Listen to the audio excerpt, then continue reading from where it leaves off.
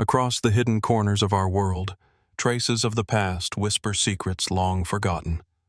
Ruins crumble, artifacts resist explanation, and events that shaped history remain shrouded in uncertainty. Each clue pulls us deeper into a story that challenges everything we think we know.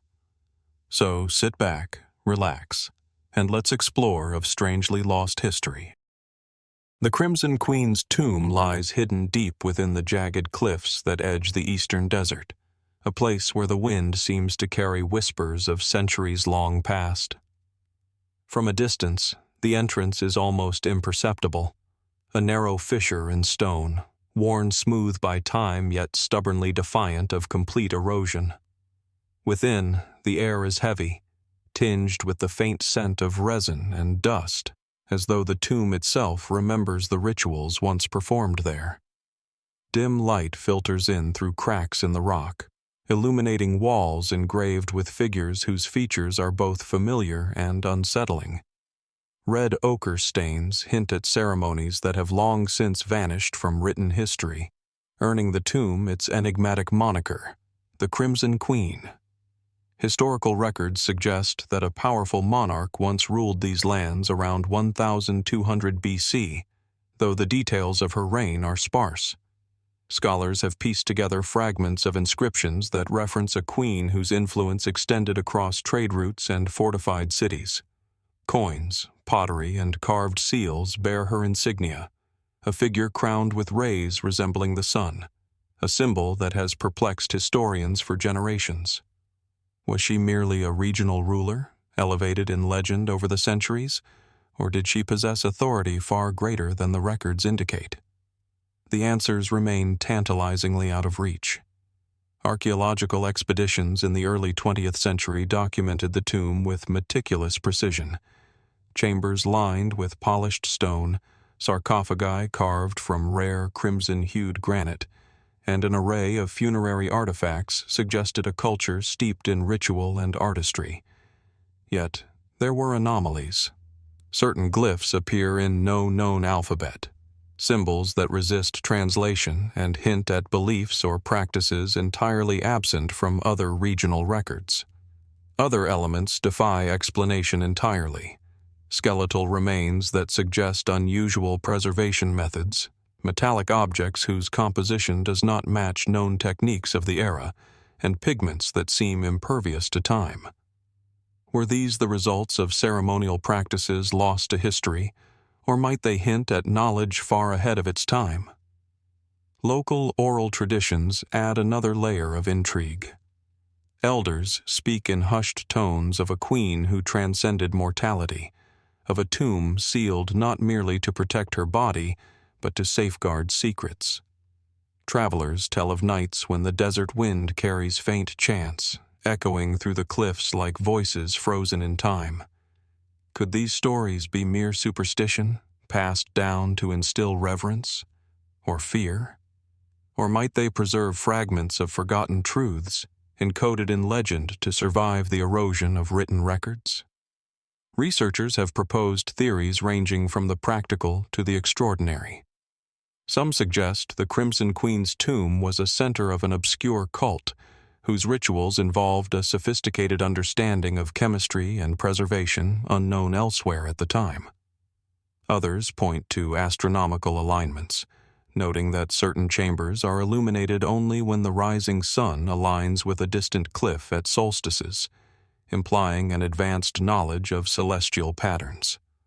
Fringe hypotheses have ventured even further, speculating about connections to civilizations not yet fully documented, or techniques that seem almost otherworldly. Yet for all these investigations, the tomb guards its secrets with quiet patience. Excavation notes, photographs, and journals document its structure and artifacts, but they rarely explain the intent or meaning behind them. Every answer seems to raise new questions. How did such advanced techniques arise in what appears to be a relatively isolated region? What purpose did these symbols and alignments serve?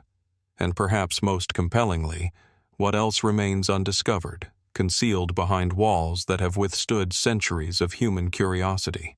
As we peer into the shadowed corridors of the Crimson Queen's tomb, one truth becomes clear. History is never static. Each artifact, each inscription, is a doorway to a story only partially told. And as we stand at the threshold of understanding, the tomb does not surrender its secrets easily. What remains hidden, and what might yet be revealed, continues to invite both wonder and speculation. Continuing from the shadowed corridors of the Crimson Queen's tomb, where questions linger in stone and silence, our journey now shifts across continents and centuries. If that burial site revealed how little we understand about the ceremonial and symbolic worlds of ancient rulers, then the next discovery pushes that uncertainty even further, into the realm where archaeology, myth, and national legend begin to blur. Far to the northwest of the desert cliffs, on a windswept mound in what is now northwestern Turkey, rises a site long associated with one of the most enduring stories in human memory: Troy. The hill of Hisarlik does not immediately appear remarkable. It is modest in height, layered with centuries of collapsed settlements, each civilization building upon the ruins of the one before it. Yet beneath this unassuming rise lies a complex archaeological palimpsest. Cities stacked upon cities, wars remembered and forgotten, and stories that oscillate between myth and history. It was here, in the 19th century, that Heinrich Schliemann began his controversial excavations.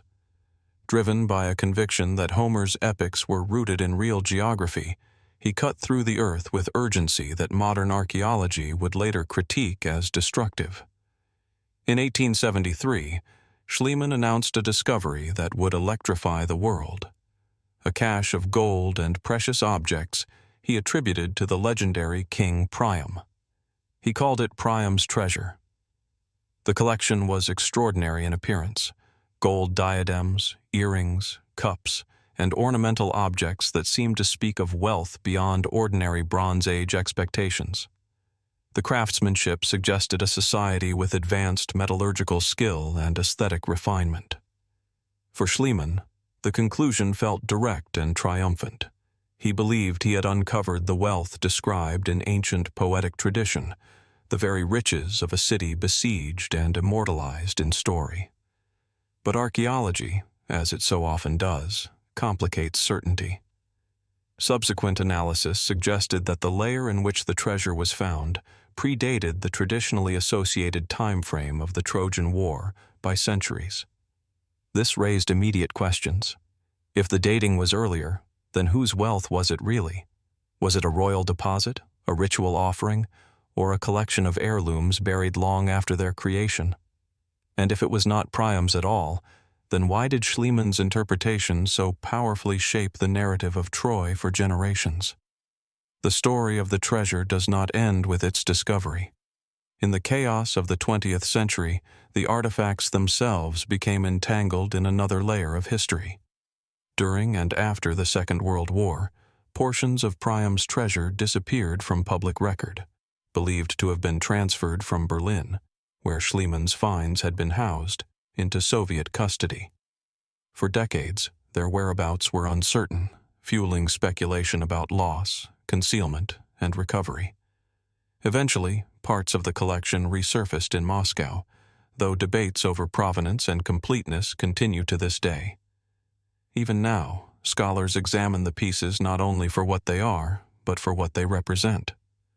The gold work itself is not unique in technique when compared to other Bronze Age cultures of the region, yet its association with Troy gives it an outsized cultural weight. It becomes less a collection of objects and more a focal point for questions about how history is constructed, how narratives are built from fragments, and how easily interpretation can become certainty in the public imagination.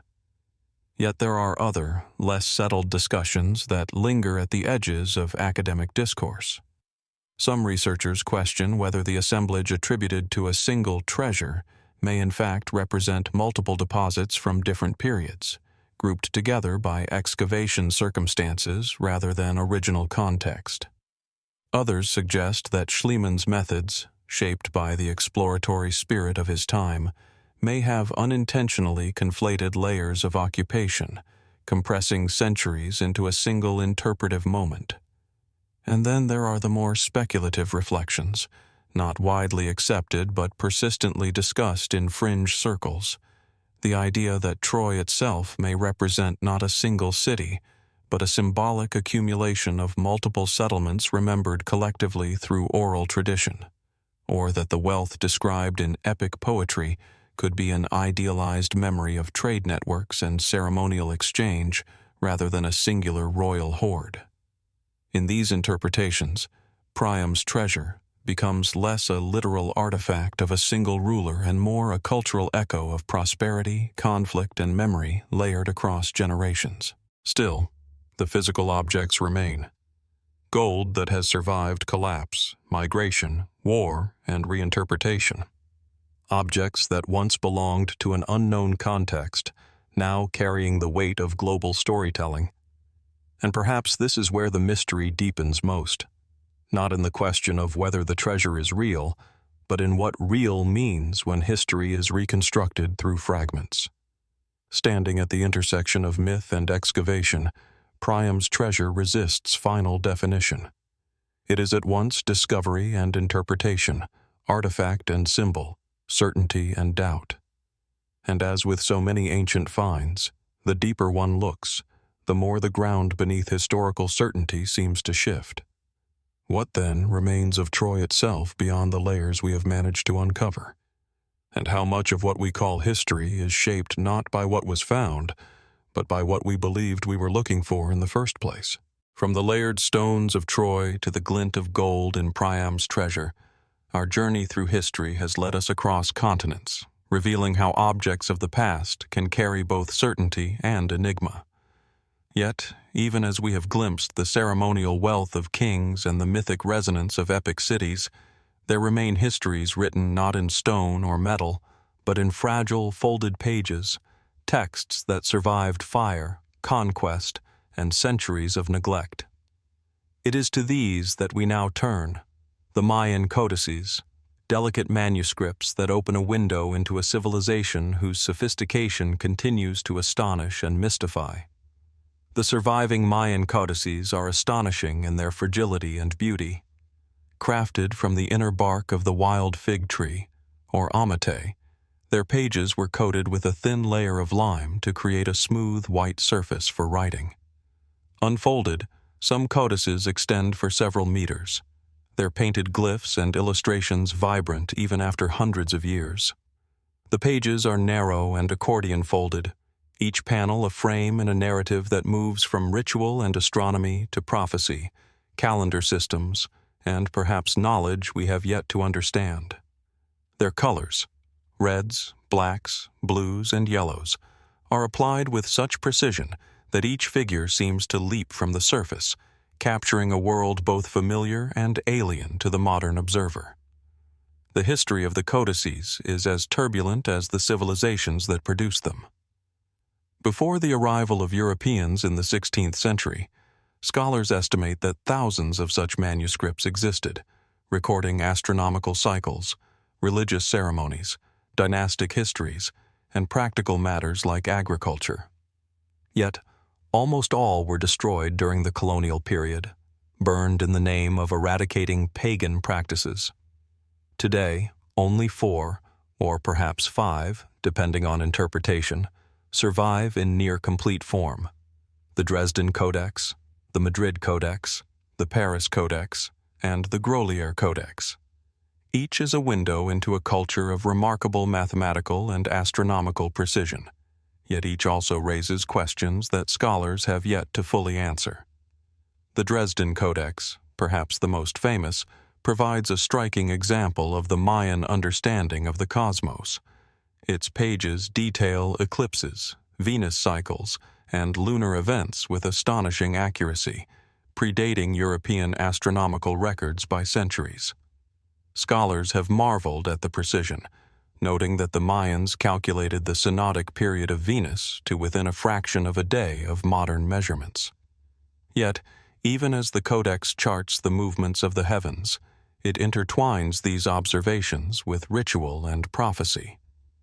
Gods preside over calculations, ceremonies are prescribed alongside planetary events, and omens are inscribed in the margins. How much of this knowledge was practical, intended to guide agriculture or politics, and how much was symbolic, a map of a universe understood as alive and sentient? The Madrid Codex, in contrast, is a more terrestrial text, depicting gods, rulers, and ritual sequences in ways that challenge our assumptions about Mayan society. Scenes of offerings, ceremonies, and processions are meticulously illustrated, yet many of the glyphs that accompany them resist interpretation. Linguists and epigraphers have made significant progress in decoding the Mayan script, yet entire passages remain opaque. Why were certain rituals emphasized over others? Were some codices intended for elite eyes, carrying knowledge encoded to prevent misinterpretation by outsiders? Or do these unexplained sections reflect gaps in our understanding, hints of a knowledge system far more intricate than we can currently reconstruct? Then there are the unanswered questions that hover around the codices' survival and provenance. The Grolier Codex, first brought to light in the 1970s, was initially dismissed as a modern forgery. Its irregularities in style and wear led many scholars to question its authenticity. Yet radiocarbon dating and stylistic analysis increasingly support its legitimacy, revealing that even among the surviving codices, mysteries of origin and transmission persist. How did such fragile documents endure centuries of tropical climate, conquest, and neglect? What secrets might have been preserved through oral tradition even as the manuscripts themselves were lost? Some scholars have ventured into more speculative territory. The precision of Mayan astronomical tables has led to suggestions that their observations could be used to predict planetary alignments with far greater accuracy than we might expect for a civilization without telescopes. Could the codices encode a knowledge system that extended beyond observation into calculation methods now lost to us? Others suggest that the codices contain layers of encoded myth, oral history, and prophecy that only a contemporary Mayan priest would have fully understood. If this is true, then what survives today is only a shadow, a fragment of a greater intellectual and spiritual framework. It is tempting, too, to look for connections beyond Mesoamerica, though such theories are often controversial. Patterns in the codices' calendars and astronomical observations have led some to speculate about independent knowledge systems or shared mathematical insights across distant cultures. While no definitive evidence links the Mayans to civilizations outside the Americas, the precision and sophistication of their work invites reflection on how knowledge evolves in human societies. What parallels exist between civilizations separated by oceans and centuries? And what does this suggest about human capacity for observation, abstraction, and prediction? Even the practical aspects of the codices carry mystery. The paints and inks, derived from minerals and organic compounds, remain remarkably vivid, suggesting techniques that may have included chemical stabilization unknown to us today. Were these simply the result of experimentation and observation, or does the craft itself encode methods passed down as part of ritual or secret knowledge? Each page, each glyph, is a puzzle, simultaneously historical record, religious text, and work of art, demanding interpretation from multiple disciplines. As we contemplate the Mayan codices today, they remain both illuminated and elusive. They are at once guides to understanding Mayan astronomy, ritual, and society, and reminders of what has been lost to time, fire, and conquest. The surviving codices hint at knowledge both profound and practical, yet leave us with questions that linger long after the pages are closed. What did the thousands of lost codices contain? What methods, wisdom, or rituals vanished along with them? And what might still be hidden, waiting in private collections, remote archives, or perhaps yet to be unearthed in the jungles of Mesoamerica? The Mayan codices, delicate and ancient, remind us that history is never fully captured, never fully understood. They are a whisper from a world that existed in full color, complexity, and precision. A world that continues to challenge us to decode, to interpret, and to wonder. And in that uncertainty, the Codices speak most clearly. Not all secrets are meant to be solved, yet all invite our curiosity to persist. From the folded pages of the Mayan Codices, where colors and glyphs preserve celestial cycles and ritual secrets, we now travel back across continents and millennia to another ancient artifact. One that, like the Codices, invites us to see the past in a new light. While the Codices guided eyes skyward, tracing Venus and the moon, the Turin Papyrus map draws our gaze earthward, revealing a landscape both practical and enigmatic, mapped with a precision that continues to astonish modern scholars. The Turin Papyrus map, as it survives today, is fragile and worn, its edges frayed by millennia. Its papyrus fibers are pale, yellowed, and textured, the surface creased where ancient hands folded and unfolded it. Yet the lines and symbols remain remarkably clear, painted in ink and pigment that delineate mountains, rivers, and quarry sites with deliberate care. A map, yes, but one of a very particular kind, combining topography with annotations. A document that suggests not only observation but planning, intention, and perhaps knowledge we have yet to fully interpret. Created during Egypt's 19th dynasty, around 1150 BC, the map is widely recognized as the world's oldest surviving topographical map. It charts a region in the eastern desert of Egypt, near the Wadi Hammamat, a site known for its stone quarries. The scribes who drew the map meticulously represented the terrain, marking mountains and wadis, paths and mineral deposits. But the map's purpose is more than cartographic. Accompanying hieroglyphs identify the locations of gold-bearing rocks, specifying the size and quality of the veins. In a way, the map is both a guide and a report, a tool of administration for expeditions, but also a testament to the Egyptians' knowledge of surveying and resource management. Yet even within this apparent clarity, mystery persists. Scholars have noted anomalies in the map's proportions and orientation. Some mountains appear exaggerated, while distances are difficult to reconcile with modern measurements. The path to the quarries is drawn not as the shortest or most efficient route, but as a route marked by landmarks and potential obstacles. Why did the mapmaker choose these conventions? Were they purely practical, reflecting the route of actual expeditions? Or did they encode ritual or symbolic significance, as if the landscape itself carried spiritual weight? The Turin Papyrus map also demonstrates the sophistication of Egyptian mathematical and observational skills. Lines and angles were carefully measured, gradients indicated, and distances annotated. In this sense, the map is a technical document of great precision, yet it remains hand-drawn, personal, and interpretive.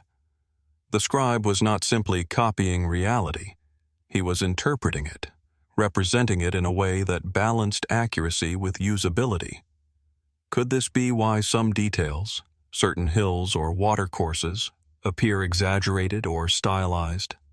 Perhaps they served as mnemonic markers, aiding travelers in recognizing terrain that might otherwise appear uniform and desolate.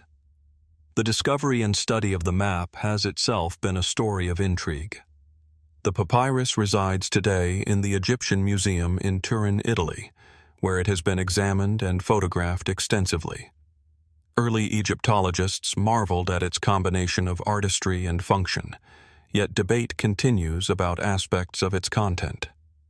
Was this map intended solely for mining expeditions, or did it serve broader administrative or ceremonial purposes? Some have suggested it was a record of an expedition of symbolic importance, a ritualized journey into the desert representing wealth, power, and divine favor. Fringe interpretations have also arisen, though they remain speculative. Certain observers have suggested that the map's exaggerated elevations and distances could encode astronomical or calendrical information, or that its layout reflects a symbolic landscape known only to the elite of the 19th dynasty. Others have speculated on connections to legendary expeditions for precious minerals, implying knowledge or exploration techniques that surpass what we typically attribute to this period. While these ideas cannot be confirmed, they underscore the map's ability to inspire questions far beyond its immediate practical function. Even the materials of the papyrus provoke reflection. The pigments used for mountains, paths, and annotations have resisted degradation in a way that is surprising given the papyrus's age and the desert climate. Was this the result of careful selection and preparation, or of techniques lost to time? Every detail, the slope of a line, the color of a peak, the size of a hieroglyph, becomes a clue, yet one that is open to multiple readings. The map is both a record of a place and a document of human cognition, how one civilization perceived, represented, and planned within its environment. One particularly compelling aspect is the map's combination of literal and interpretive elements.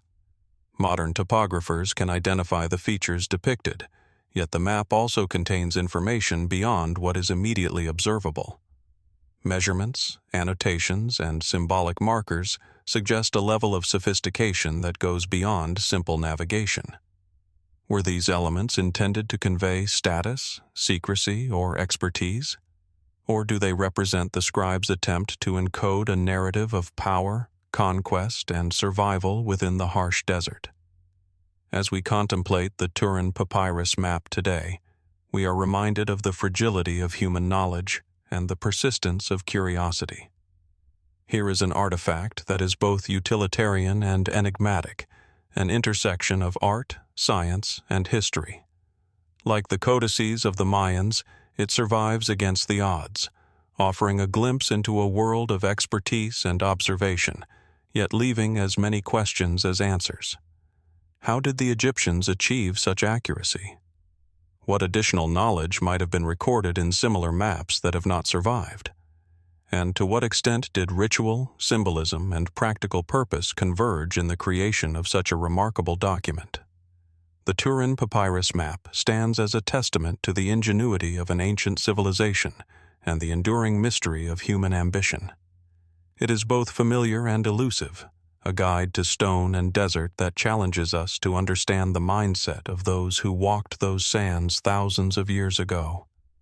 And as we trace its lines with our eyes, we are left with a quiet invitation to consider what else might lie hidden in the sands of history, mapped and recorded by hands long vanished, waiting for those willing to see beyond the surface. From the measured lines of the Turin papyrus map, where deserts, quarries, and mountains were rendered with careful intent, we now move deeper into the ancient Near East, where maps give way to something far more personal and far more enigmatic. If the papyrus revealed how civilizations recorded their world, then what follows turns inward, toward the mind of a ruler whose legacy survives not only in stone and inscription, but in fragments of tradition that blur the line between history and memory. We now turn to what is often referred to as the Crypt of King Nabonidus. Unlike the tombs of more widely known monarchs, there is no single, universally confirmed structure that can be pointed to with certainty and called the final resting place of Nabonidus, last king of the Neo-Babylonian Empire. Instead, what exists is a convergence of archaeological fragments, textual references, and later historical interpretations that together form a shadowed outline of a burial tradition that remains elusive.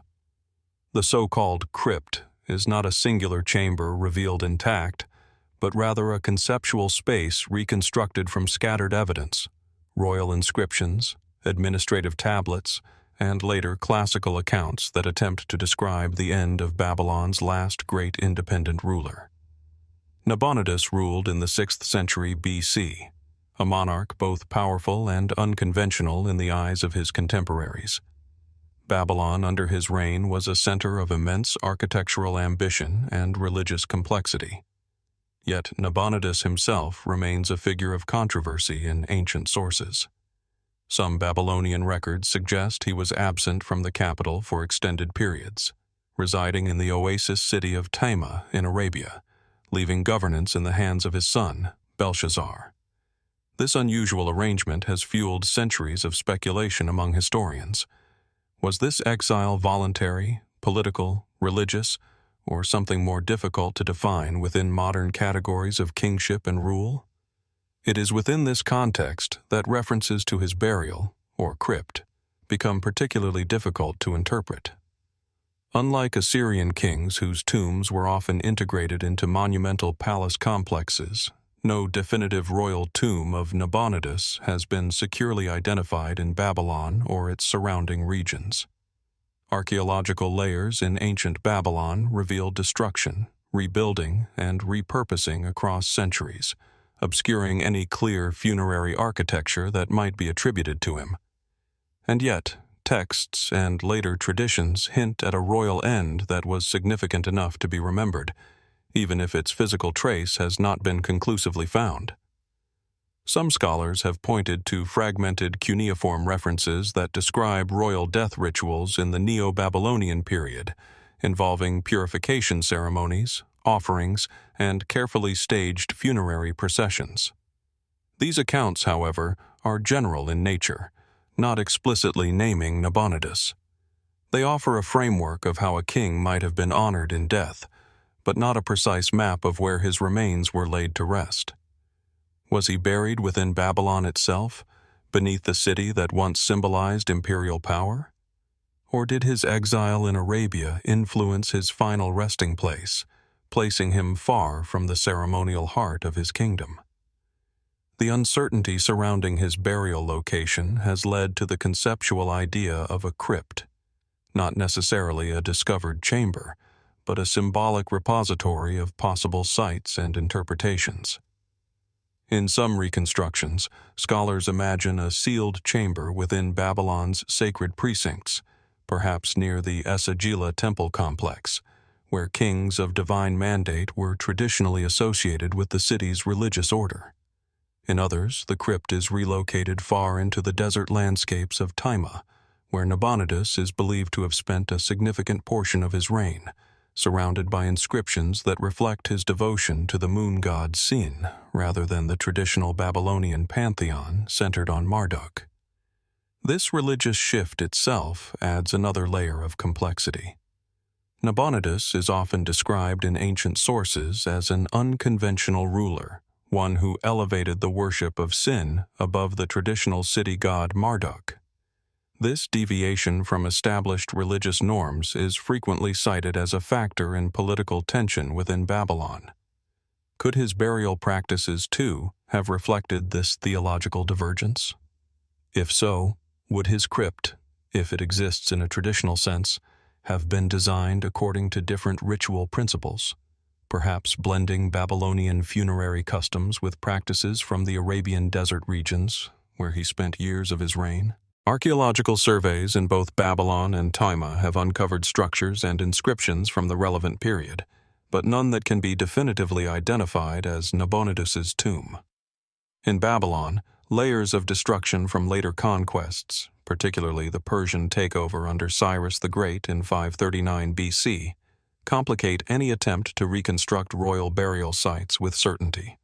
In Taima, inscriptions referencing Nabonidus confirm his presence and influence, yet they do not describe his death or burial. The silence in the material record is itself notable. What does it mean when a king so documented in life leaves behind so little clarity in death? This absence has naturally invited broader speculation. Some fringe interpretations suggest that Nabonidus's burial may have been intentionally obscured, either by political successors seeking to diminish his legacy or by religious factions that viewed his reign as heretical. Others propose that the crypt is not a physical structure at all, but a misinterpreted metaphor within later historical traditions, a symbolic resting place constructed through memory rather than masonry. In these readings, the crypt becomes less about geography and more about narrative, the final chapter of a contested reign preserved in fragmented accounts. There are also interpretive theories that explore the possibility that Nabonidus's final years were deliberately removed from official records as part of broader political reorganization under Persian rule. If so, his burial site may have been known at the time but later de-emphasized, repurposed, or even dismantled. Such practices were not uncommon in the ancient world, where the memory of rulers could be reshaped through the control of monuments and inscriptions. Yet without definitive archaeological confirmation, these ideas remain in the realm of informed possibility rather than established fact. Even the notion of a crypt invites reflection on how modern scholarship constructs meaning from absence. When physical evidence is incomplete, interpretation fills the gaps. A crypt, in this sense, becomes a framework for organizing uncertainty, a way to speak about what might exist beneath layers of history that have not yet yielded their full story. It raises a fundamental question. Are we searching for a lost tomb, or for coherence within a fragmented historical record? As we consider Nabonidus, king, exile, devotee, and enigma, we are left with a figure who exists between documentation and disappearance. His reign is recorded, his presence attested, yet his final resting place remains unconfirmed. And perhaps this unresolved condition is itself significant. In the absence of certainty, history does not close. It continues to open outward into interpretation. What, then, remains of the crypt of King Nabonidus?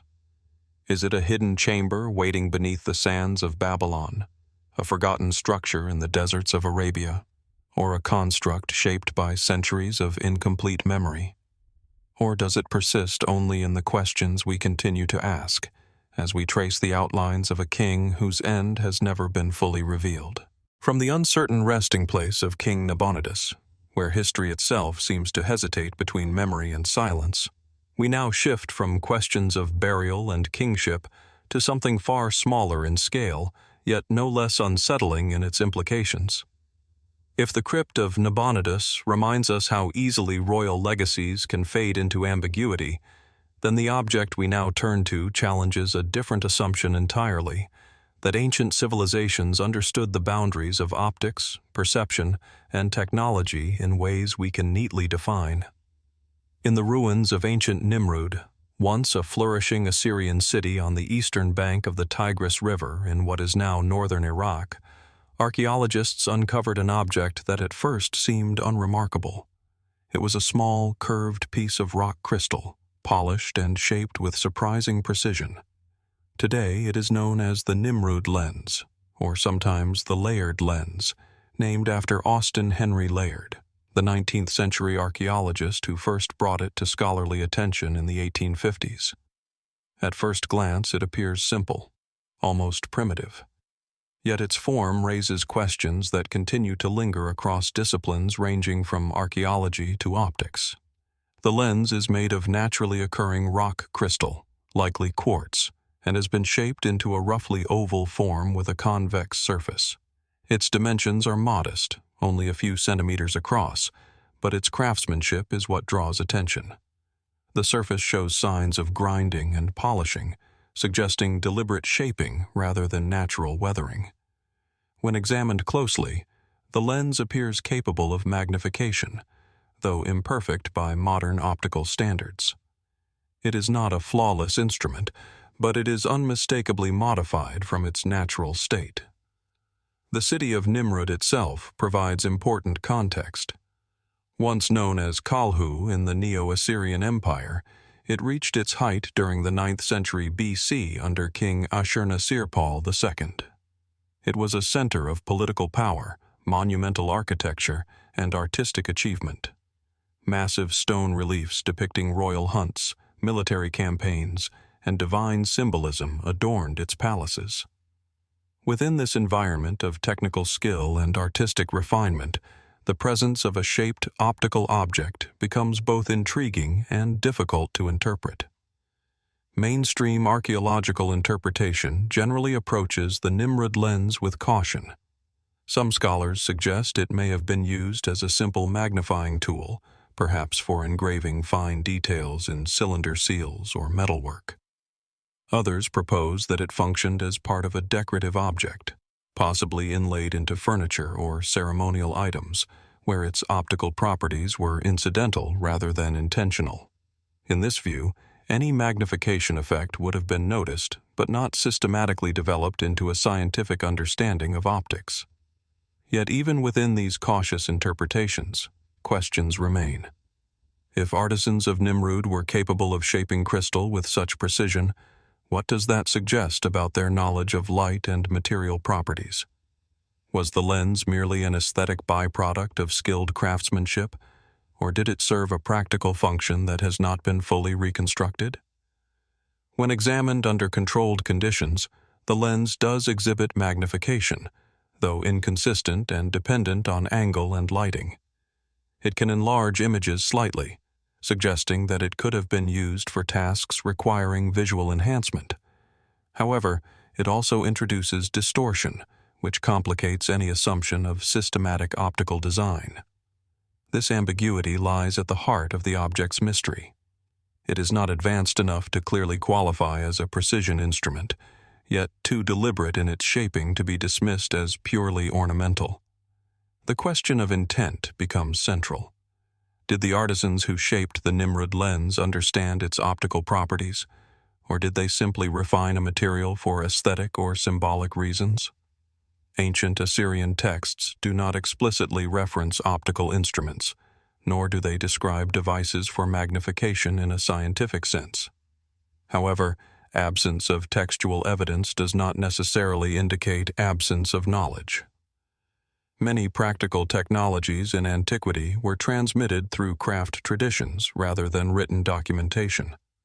Some researchers have suggested that the lens may have been part of a broader, now lost tradition of optical experimentation in the ancient Near East.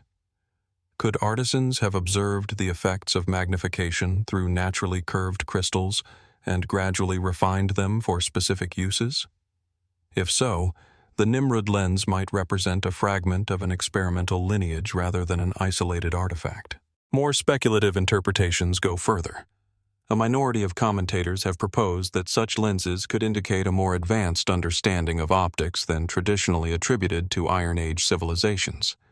They point to the precision required to shape crystal without fracturing it, and to the lens's ability, however imperfect, to alter perception. While these ideas remain outside mainstream academic consensus, they persist in discussions about ancient technological capabilities. There is also the question of context. The Nimrud lens was discovered in a city that also produced some of the most detailed and realistic bas-reliefs of the ancient world.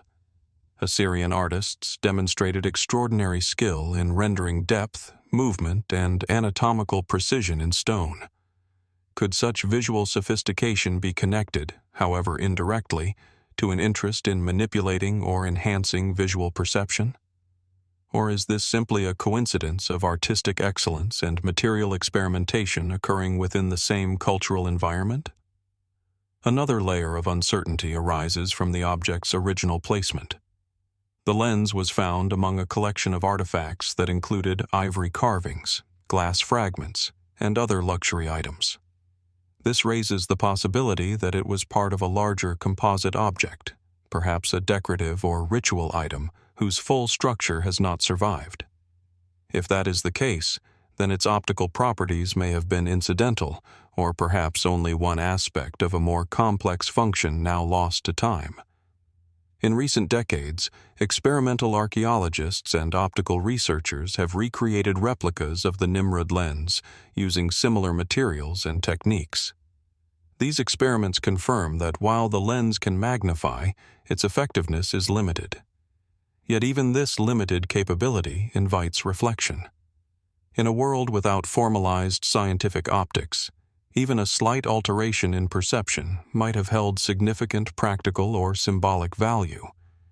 Could it have been used for engraving fine inscriptions, inspecting gemstones, or even as part of ritual practices involving light and vision?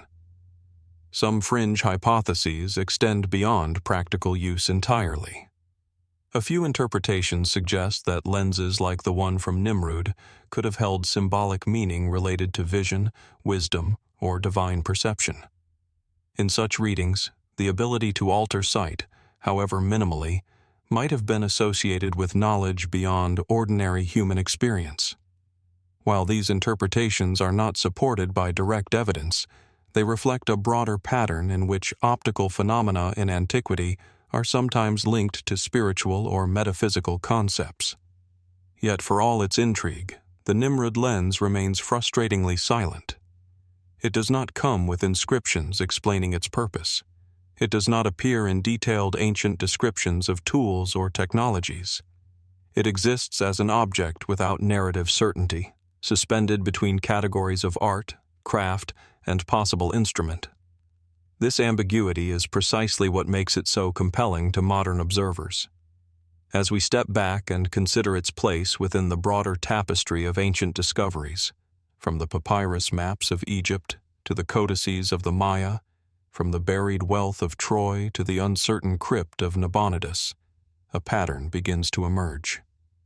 Across civilizations separated by geography and time, we repeatedly encounter artifacts that sit at the edge of our interpretive frameworks. Objects that suggest knowledge, intention, or experimentation, yet resist definitive classification. The Nimrud lens invites us into that same space of uncertainty. It asks not only what it was used for, but how we define the boundaries between observation and understanding in ancient societies. At what point does a shaped crystal become a tool? At what point does craftsmanship become technology? And perhaps most importantly, what else lies in museum collections, excavation archives, or yet undiscovered sites, objects whose significance we have not yet recognized because we do not know how to ask the right questions? The lens remains, small and quiet, holding within it the curvature of an ancient gaze. But what exactly was seen through it, and what it reveals about those who shaped it, remains an open question, one that continues to bend, like light through crystal, between clarity and uncertainty. From the small, polished crystal of the Nimrud lens, where light bends and perception becomes a question, we now move across both space and time to a different kind of enigma, one that challenges the very boundaries of ancient contact and trade. Unlike the Assyrian lens, which suggests technological curiosity and skill, the object we now examine raises a deeper question. How far did the reach of human interaction extend in the centuries before Columbus? We turn our attention to the Maine penny, also known as the Goddard coin, a solitary artifact whose presence in North America has puzzled historians and archaeologists for decades. The Maine penny is, at first glance, a small, unassuming object. Roughly the size of a modern dime, it is a silver coin, stamped with markings characteristic of 11th century Norwegian currency, specifically coins minted under the reign of King Olaf Kyrre, around 1065 to 1080 AD. It was discovered in the late 19th century by archaeologist Howard Hill Goddard, within a Native American site at what is now Penobscot County, Maine, alongside an assemblage of other artifacts associated with the indigenous peoples of the region. The coin itself appears ordinary within the context of Scandinavian numismatics. It bears the familiar cross motif, stylized inscriptions, and the compact craftsmanship expected of the period. Yet its presence on the northeastern coast of North America is what transforms it from a simple monetary object into a historical puzzle. The context of its discovery is crucial to understanding its significance and the subsequent mystery. The Maine penny was found within a layer of artifacts attributed to the local Native American population, including stone tools, beads, and fragments of European trade goods, all indicating a settlement or seasonal habitation. The stratigraphy suggested that the coin had been deposited contemporaneously with other items in the layer, implying that it was not a modern intrusion or accidental contamination. If true, this places a Scandinavian coin on the coast of North America roughly 4 centuries before Columbus, raising immediate and profound questions about pre-Columbian transatlantic contact. Mainstream archaeological interpretations approach the Maine penny cautiously.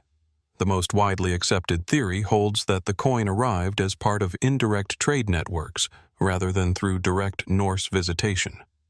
It could have traveled south from Greenland or Vinland, areas associated with Viking settlement in the early 11th century, via intermediaries along indigenous trading routes. In this view, the coin may have passed through multiple hands, losing its original context along the way before eventually coming to rest at the site where Goddard found it. This interpretation respects both the archaeological record and the complexity of trade among Native American communities, but it leaves many questions unanswered. How plausible is it that a single coin would survive centuries of movement and yet emerge at precisely the right moment in the archaeological layer? Some scholars argue for a more direct interpretation, that the coin represents evidence of Norse presence in Maine itself. Vinland sagas, preserved in medieval Icelandic manuscripts, describe journeys along the northeastern seaboard of North America, including encounters with indigenous peoples, the harvesting of timber, and seasonal settlement. Could the Maine penny be a physical remnant of these voyages? This reading is tantalizing, but the archaeological record in the region is sparse. Unlike the well-documented Norse sites in Newfoundland, such as Lons o Meadows, no contemporaneous structures or artifacts have been definitively linked to Scandinavian occupation in Maine. Thus, the coin stands almost alone, an isolated testament to a story that has otherwise vanished from material history. Fringe theories extend even further. Some speculate that the Maine penny indicates a more sustained Norse presence along the northeastern Atlantic coast than currently recognized.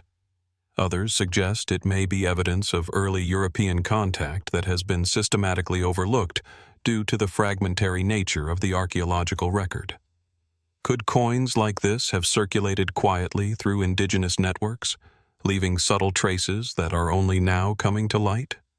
Or is it possible that the coin's appearance in Maine is a unique anomaly, the product of chance, loss, or even intentional deposition for reasons unknown to us?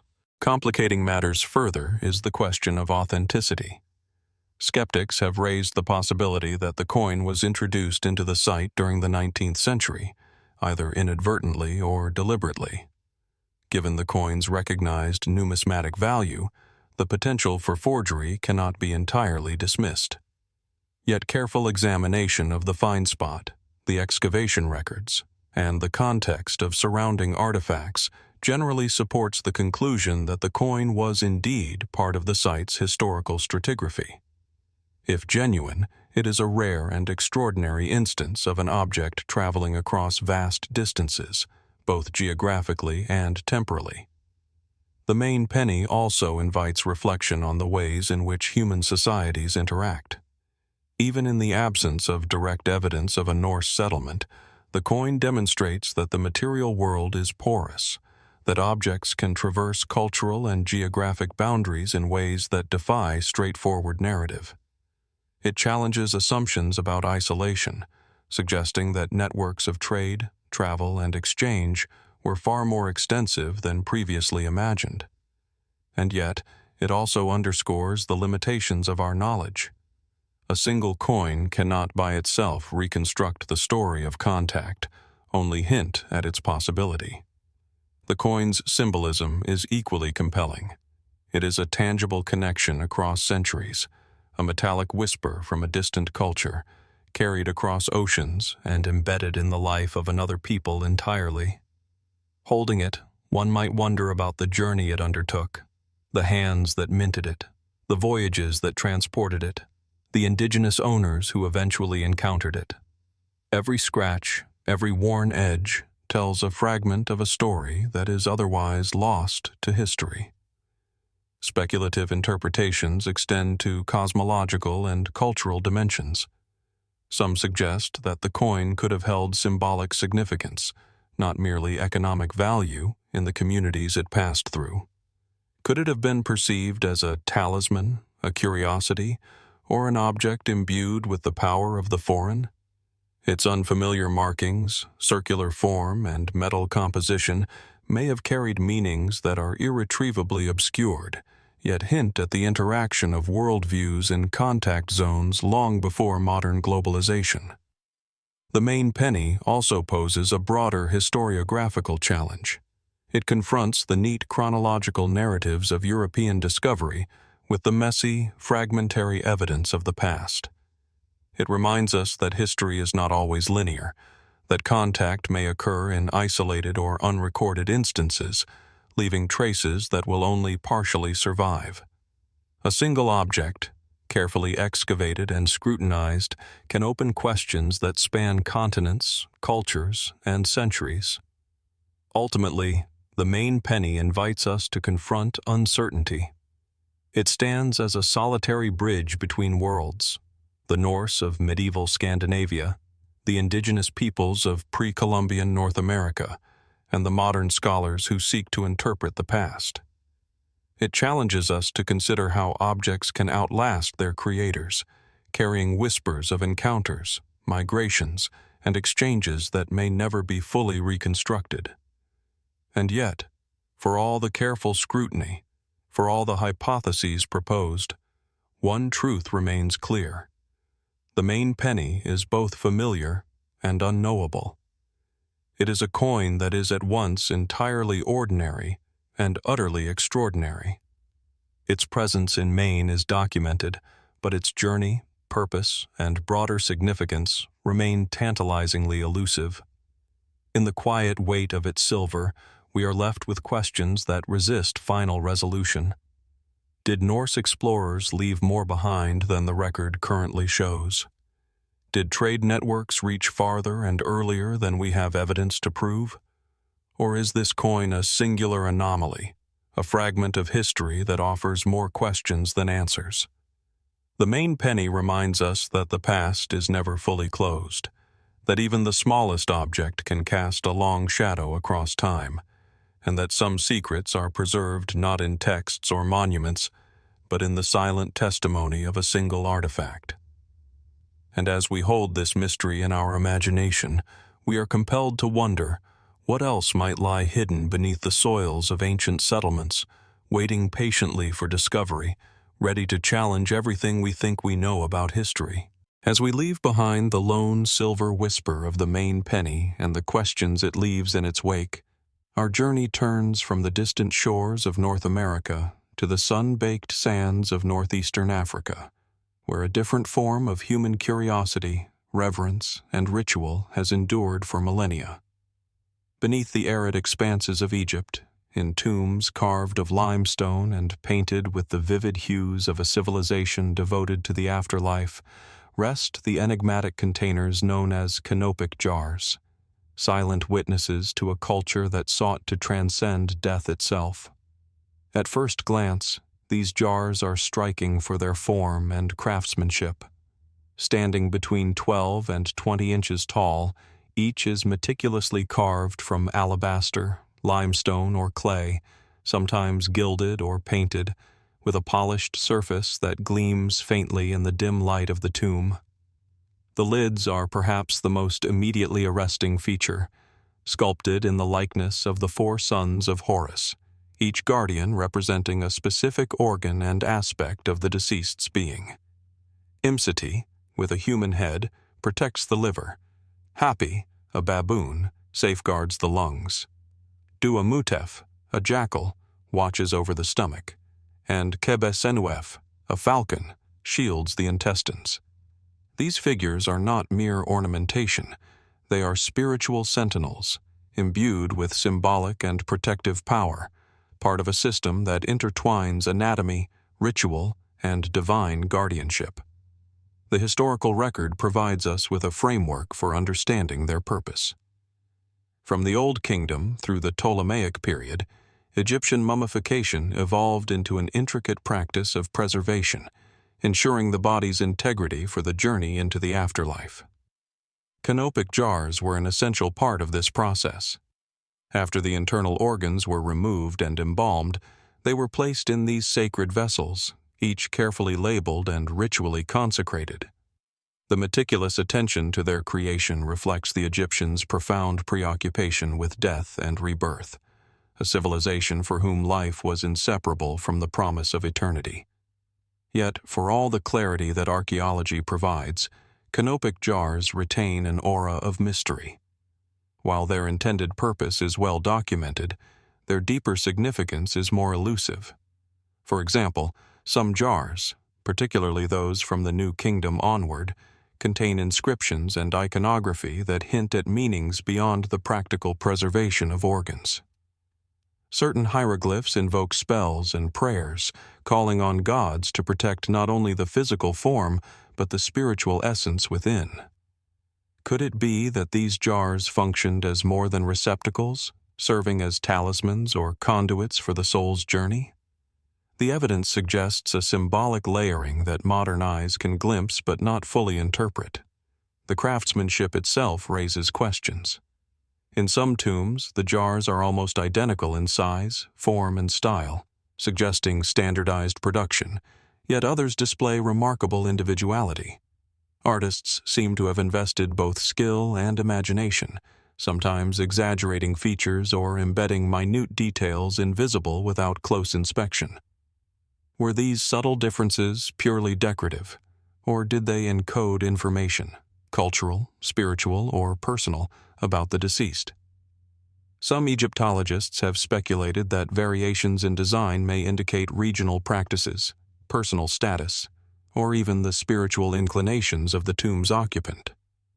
But without written records to explain every choice, we are left to ponder the intention behind the artistry. Beyond design, the very contents of canopic jars spark both curiosity and caution. While human remains, particularly the organs they were designed to house, were the norm, there are documented cases where jars appear empty or contain unusual materials. Clay, resin, or symbolic substitutes were sometimes used, raising questions about whether certain organs were thought to be more essential to the afterlife than others, or if there were ceremonial reasons for using symbolic matter. Could this indicate that Egyptian mummification was as much a matter of spiritual philosophy as practical anatomy? And if so, what might have guided those choices? Speculative theories extend further into the metaphysical realm. Some researchers propose that canopic jars were intended not only as physical containers, but as vessels capable of channeling energy or consciousness. In this interpretation, the four sons of Horus were more than protective icons. They were agents in a complex system of spiritual preservation, designed to maintain a connection between the living world and the afterlife. Ancient texts describe the jars as holding vital forces, suggesting a worldview in which matter and spirit were inseparable, and in which the care of the body mirrored the care of the soul. Archaeological discoveries have added yet another layer of intrigue. Canopic jars from different periods and locations vary in material, size, and iconography, prompting questions about trade, influence, and cultural exchange. Some jars display artistic techniques seemingly unique to specific regions of Egypt, while others bear inscriptions in scripts or dialects that have puzzled experts. Is it possible that certain jars were commissioned from far-flung workshops, or that artisans traveled across Egypt bringing new styles and methods? The evidence hints at networks of production and exchange that extend beyond the tombs themselves, suggesting a society deeply interconnected through both commerce and ritual. The placement of canopic jars within tombs also invites reflection. Often found near the sarcophagus, yet sometimes in separate shrines within the burial chamber, their spatial arrangement may have been deliberate, aligning with celestial observations, cardinal points, or sacred geometry. Could these placements have served a dual purpose? Practical protection of the organs and a metaphysical alignment with the cosmos? Ancient Egyptian cosmology was meticulous in its concern with order, cycles, and harmony. The jars, silent and unmoving, may have been an integral part of this cosmic design, acting as anchors in the delicate balance between life, death, and eternity. Equally fascinating are the jars discovered in contexts that challenge conventional interpretation. In some instances, canopic jars have been found in secondary burials or as part of ritual caches separate from mummified remains. This raises difficult questions. Were these jars intended to be symbolic stand-ins for lost bodies, or were they part of religious practices we do not fully understand? Their presence beyond the primary burial suggests that they may have had functions extending far beyond mere containment. Ritual objects that mediated relationships between the living, the dead, and the divine. The mystery deepens when we consider the jar's longevity. Many examples survived thousands of years with minimal deterioration, their forms intact and inscriptions legible. The durability of the materials, combined with the care of the craftsmen, ensured that these vessels could endure the millennia-long wait for discovery. Yet even now, we cannot know all they witnessed. Each jar was part of a tomb's ecosystem, exposed to environmental fluctuations, human intrusion, and the silent passage of time. They are historical anchors, yet also enigmatic messengers from an era whose inner workings remain only partially accessible to us. Ultimately, the Egyptian canopic jars compel us to confront the boundaries of knowledge. They are at once concrete and ethereal, material objects carefully shaped, yet invested with meanings, rituals, and beliefs that extend far beyond the physical. They reveal a civilization attuned to both the seen and unseen, where death was not an end but a transition, and where every object was potentially a bridge between worlds. And yet, despite centuries of scholarship, cataloging, and analysis, many questions linger. Did certain jars hold hidden purposes now lost to history? Were there regional variations in practice that remain undiscovered? Could some jars have contained not organs but symbolic elements, or even substances whose significance we cannot now fathom?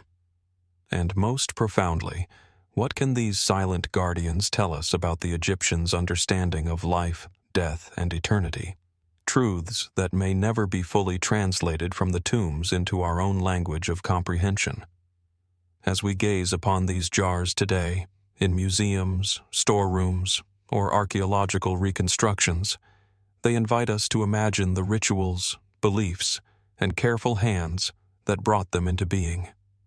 They are fragments of a vast, sophisticated worldview, and yet they retain the power to unsettle and intrigue, to provoke both awe and speculation.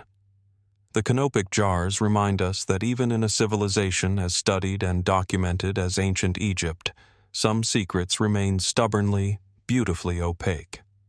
And so, as we continue this journey through history's most compelling enigmas, we are left to wonder, what else remains hidden in the tombs of the past, waiting patiently, silently, for discovery? As the echo of ancient tombs fades from Egypt, with their silent guardians and sacred vessels, our journey now shifts northwest across the Mediterranean, to a land where verdant hills rise gently from the plains, and where stone cities and funerary monuments hint at a civilization both sophisticated and elusive.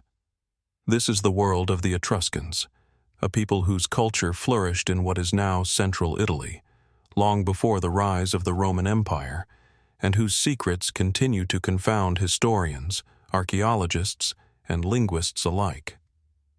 The Etruscans left behind a landscape punctuated by monumental tombs, sculpted sarcophagi, and settlements carefully arranged along rivers and hilltops. One of the first impressions a visitor receives is of continuity and deliberation, a sense that every wall, every roadway, and every tomb was positioned with intention. The necropolises, in particular, are striking. Clusters of tumuli, circular earthen mounds sometimes exceeding 20 meters in diameter, sheltering elaborate rock-cut chambers.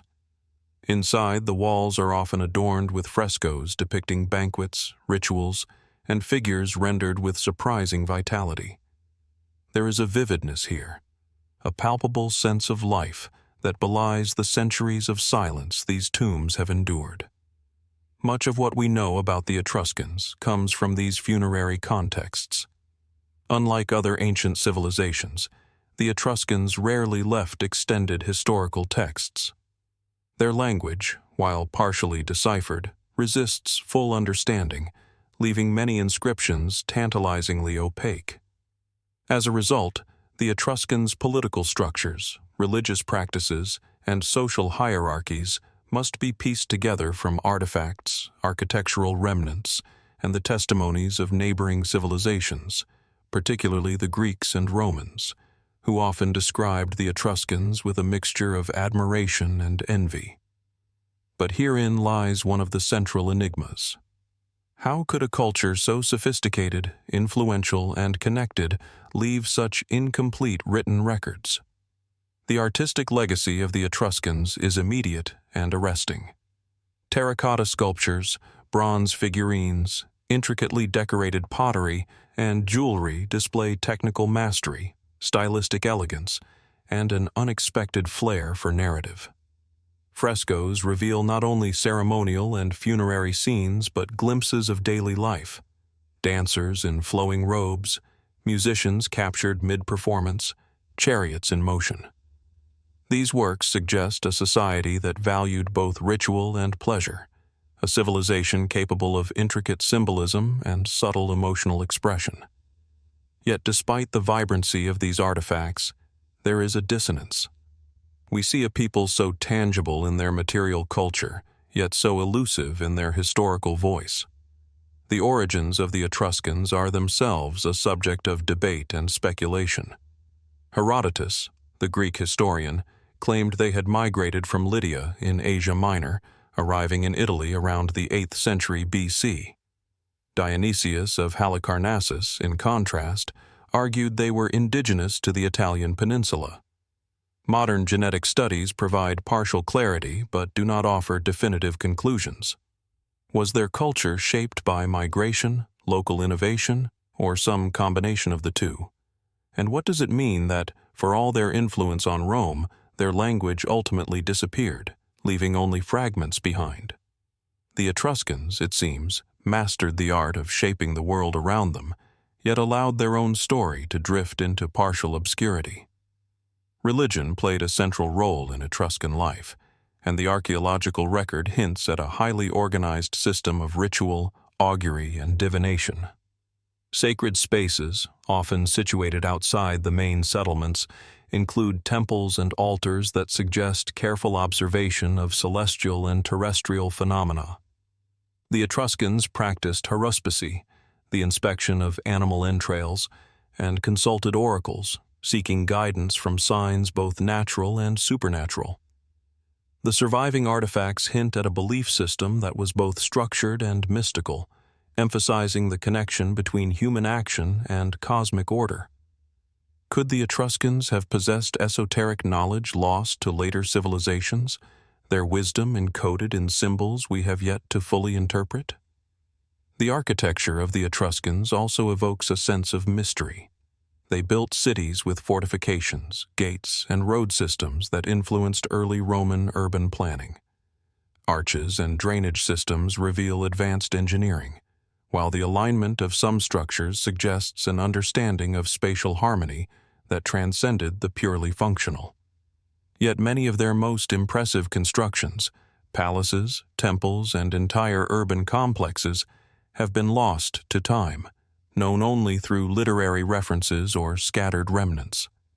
How much of their society remains hidden beneath the soil, and what secrets might lie beneath the foundations of towns that later became Roman strongholds?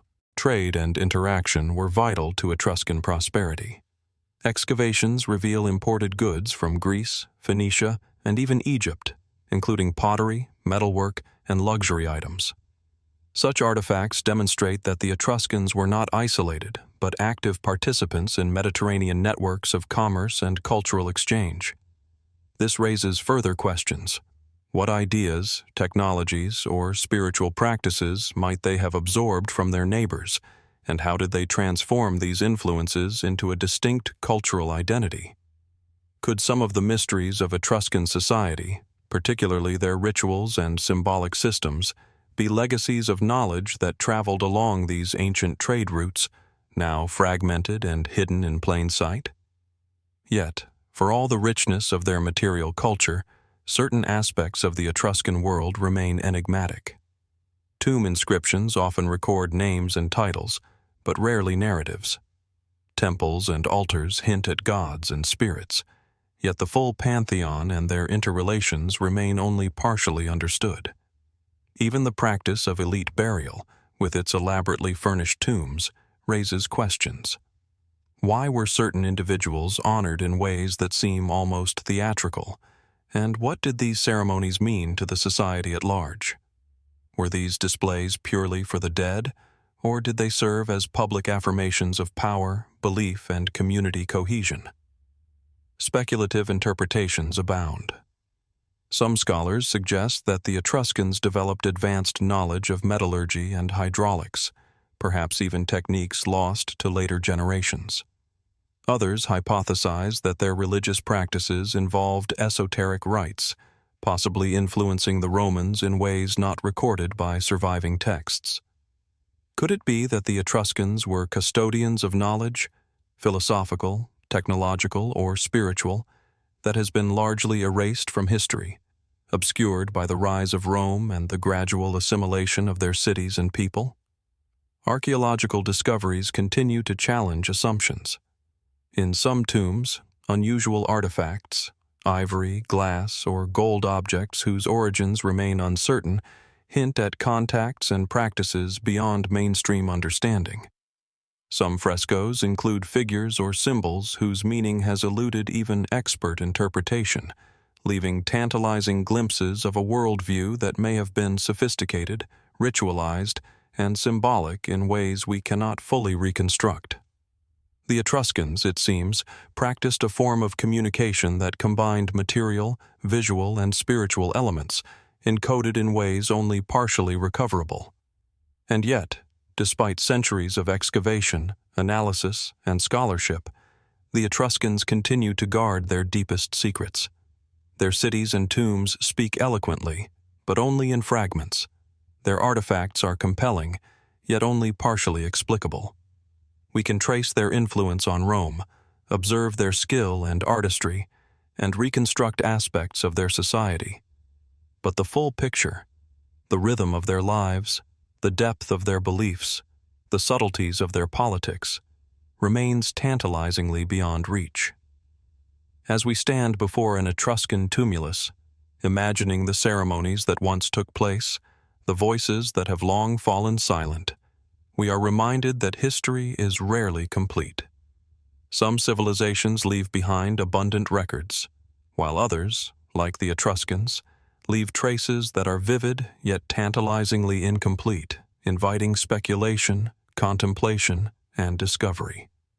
What might we yet learn if more tombs are excavated, if more inscriptions are deciphered, or if artifacts now held in private collections were revealed? How much of the Etruscan legacy still waits, hidden beneath the hills of Tuscany, Umbria, and Lazio, for a world ready to listen?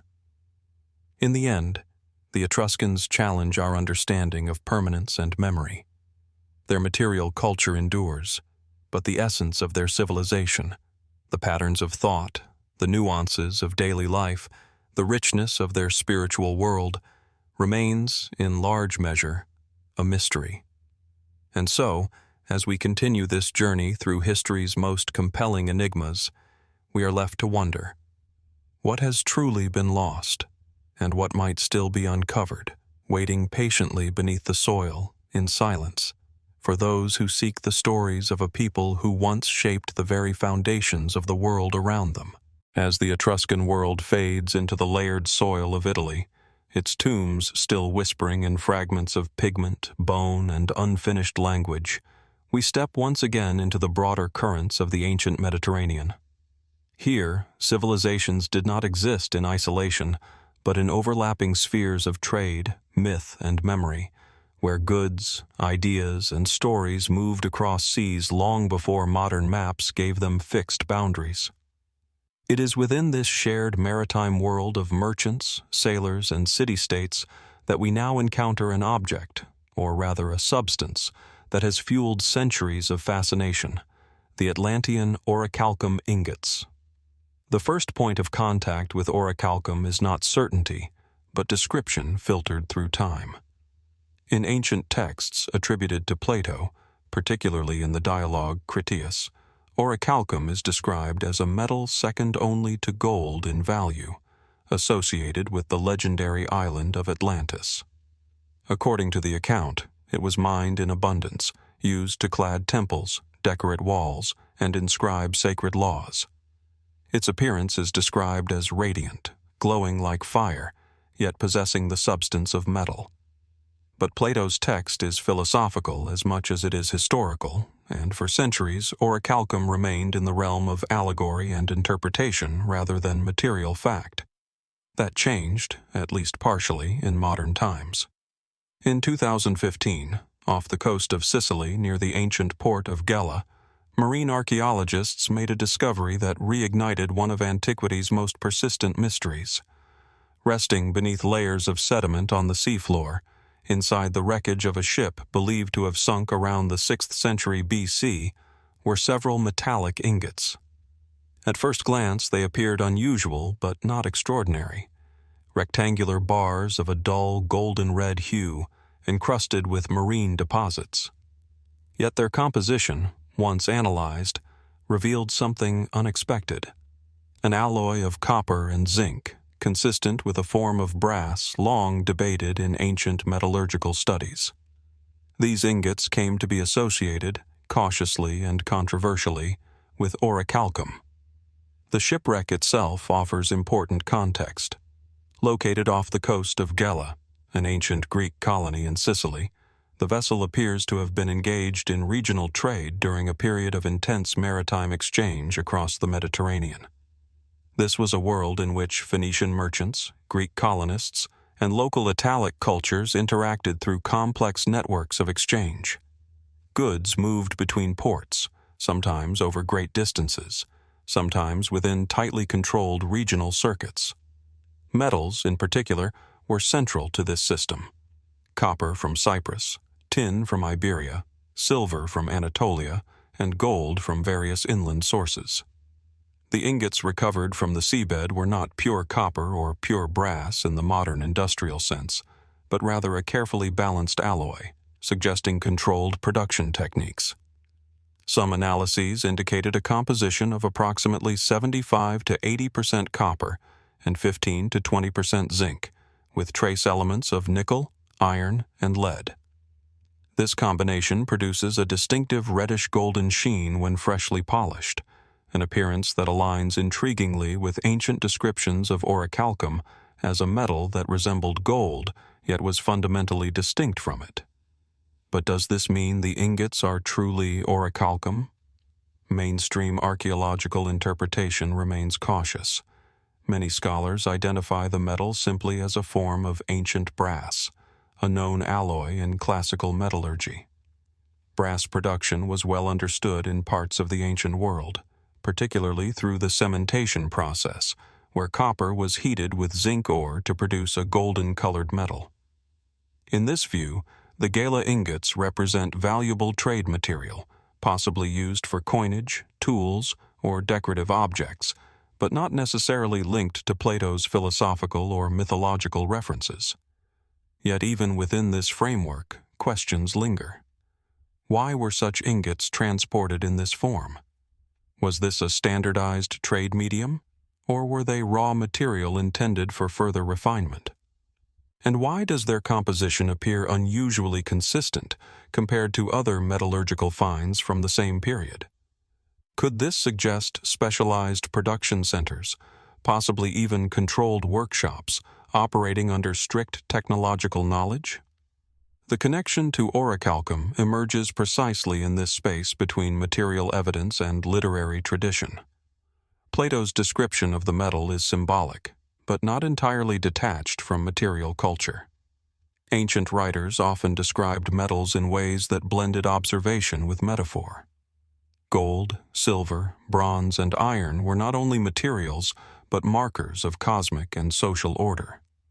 Orichalcum, described as luminous and precious, may have represented an idealized or culturally elevated form of metal rather than a strictly defined chemical substance. Still, the coincidence is difficult to ignore for many researchers and enthusiasts. A glowing, gold-like alloy recovered from the seafloor of the Mediterranean, an environment historically associated with mythic narratives of lost civilizations, inevitably invites comparison to the legendary accounts of Atlantis. Yet here, careful distinction is necessary. The Gala shipwreck is firmly dated to a historical maritime context well understood through archaeology. It is not Atlantis, nor is there evidence to suggest any direct connection. And yet, the psychological and cultural overlap between myth and material discovery remains powerful. Could it be that Plato's Orichalcum was inspired by real metallurgical practices observed in the ancient Mediterranean world? Or was it a purely philosophical construct, a material symbol of an idealized civilization that never existed in physical form? The answer remains elusive, not because evidence is absent, but because interpretation allows multiple valid pathways. Some alternative theories suggest that Orichalcum may have referred not to a single alloy, but to a category of metals with symbolic or ritual significance. In this view, its value was not purely economic, but also ceremonial, possibly linked to sacred architecture or elite status. The shimmering appearance of copper-zinc alloys could have contributed to their association with divine or extraordinary properties. Others propose that knowledge of such alloys may have been more widespread in antiquity than traditionally assumed, with lost techniques or localized production methods that were never fully documented. There are even more speculative interpretations that attempt to connect Orichalcum to broader narratives of lost knowledge. Some fringe hypotheses propose that advanced metallurgical techniques may have existed in pre-classical civilizations and were later forgotten, surviving only as mythologized references in texts like Plato's dialogues. These ideas remain outside mainstream academic consensus, yet they persist in discussions precisely because the boundary between mythic description and material evidence is not always sharply defined in ancient sources. What makes the Gala ingots particularly compelling is not just their composition, but their context of discovery. Shipwrecks are time capsules of economic activity, capturing a single moment in the vast continuity of ancient trade. Unlike tombs or temples, which are often structured for ritual permanence, shipwrecks preserve the immediacy of movement, goods in transit, interrupted by accident or storm. In this suspended moment, we glimpse the practical realities behind ancient economies. Yet even here, interpretation is not straightforward. The intended destination of the cargo remains unknown. The identities of the merchants are lost. The reason for the ship's sinking is unrecorded. What remains is material silence, interrupted only by recovered objects. In examining the ingots, researchers are also confronted with the broader question of how ancient societies perceived value. A metal's worth was not solely determined by composition, but by rarity, appearance, and symbolic resonance. A golden-hued alloy may have carried aesthetic or cultural significance that elevated it beyond its functional use. If so, then the distinction between brass and orichalcum may itself be a matter of perspective, one grounded in modern chemical classification, the other in ancient conceptual frameworks. And yet, despite all analysis, the name orichalcum continues to resonate beyond technical definitions. It exists at the intersection of archaeology, philosophy, and myth. It is a word that carries the weight of lost worlds, whether or not those worlds ever existed in the form described. The Gala ingots anchor this word in material reality, but they do not resolve its ambiguity. Perhaps this is the most important aspect of the discovery, not what it definitively proves, but what it continues to suggest. That ancient societies possessed metallurgical knowledge both practical and refined. That trade networks across the Mediterranean were complex and interconnected. That philosophical texts may preserve echoes of real materials, transformed through metaphor and cultural imagination, and that even when we hold physical artifacts in our hands, or observe them through scientific analysis, they do not always yield singular answers. As we consider the Atlantean Orichalcum ingots, resting now in museums and research facilities, we are left with a quiet tension between certainty and possibility. They are neither proof of lost continents nor simple industrial remnants without significance. They exist in a space where interpretation remains open, where material evidence and literary tradition overlap without fully merging.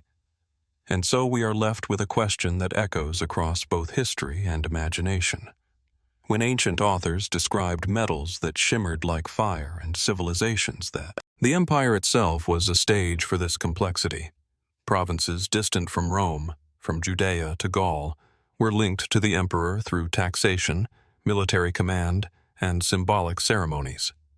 Caligula's policies, often described as capricious, sometimes reflected underlying tensions between central authority and provincial autonomy. Troop movements, tax reforms, and public entertainments were not merely whims. They were instruments of control and influence, sometimes misinterpreted as eccentricity.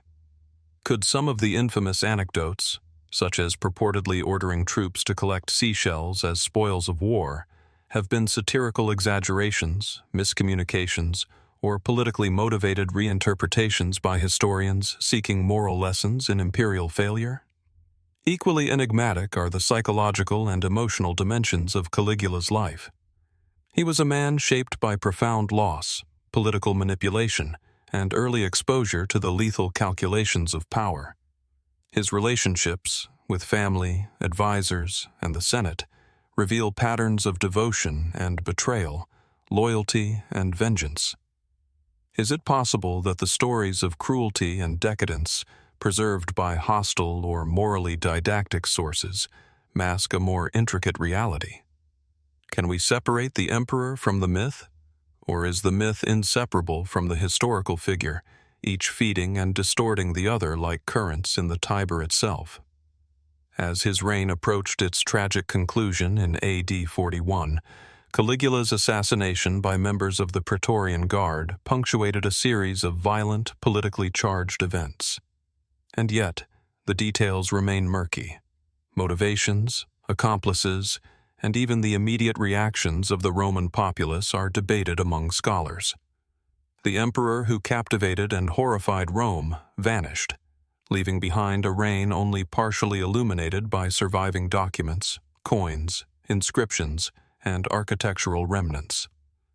The full scope of his personality, decisions, and inner life remains, to this day, largely inaccessible, filtered through the lens of centuries of interpretation and speculation. Perhaps the most fascinating aspect of Caligula is precisely this intersection of history and legend. Unlike objects that can be physically analyzed, the Orichalcum ingots, ancient coins, or shipwrecks, Caligula's life resists definitive measurement. Evidence is textual, interpretive, and fragmentary, and yet it is precisely these fragments that ignite inquiry. We are compelled to ask, what was the man behind the stories? What were his motives, his fears, his ambitions?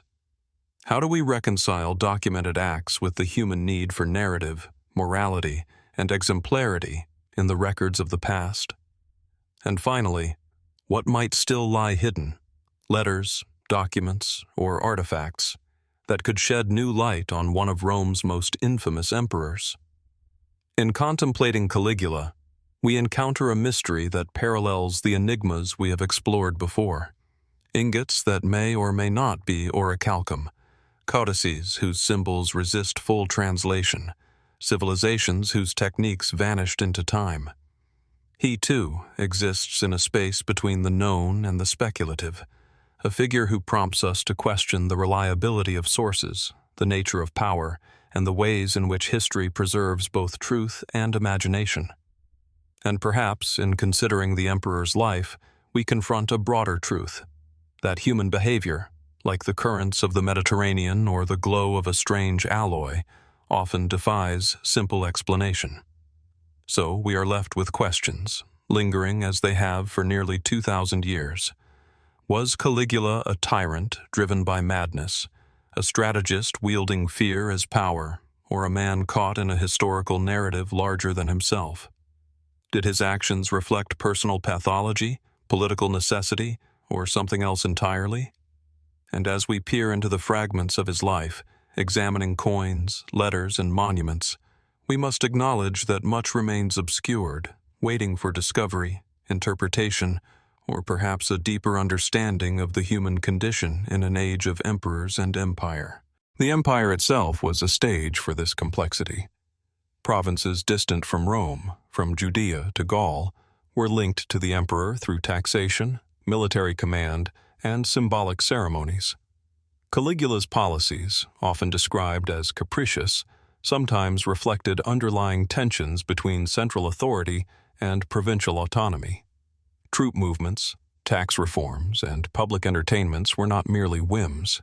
They were instruments of control and influence, sometimes misinterpreted as eccentricity.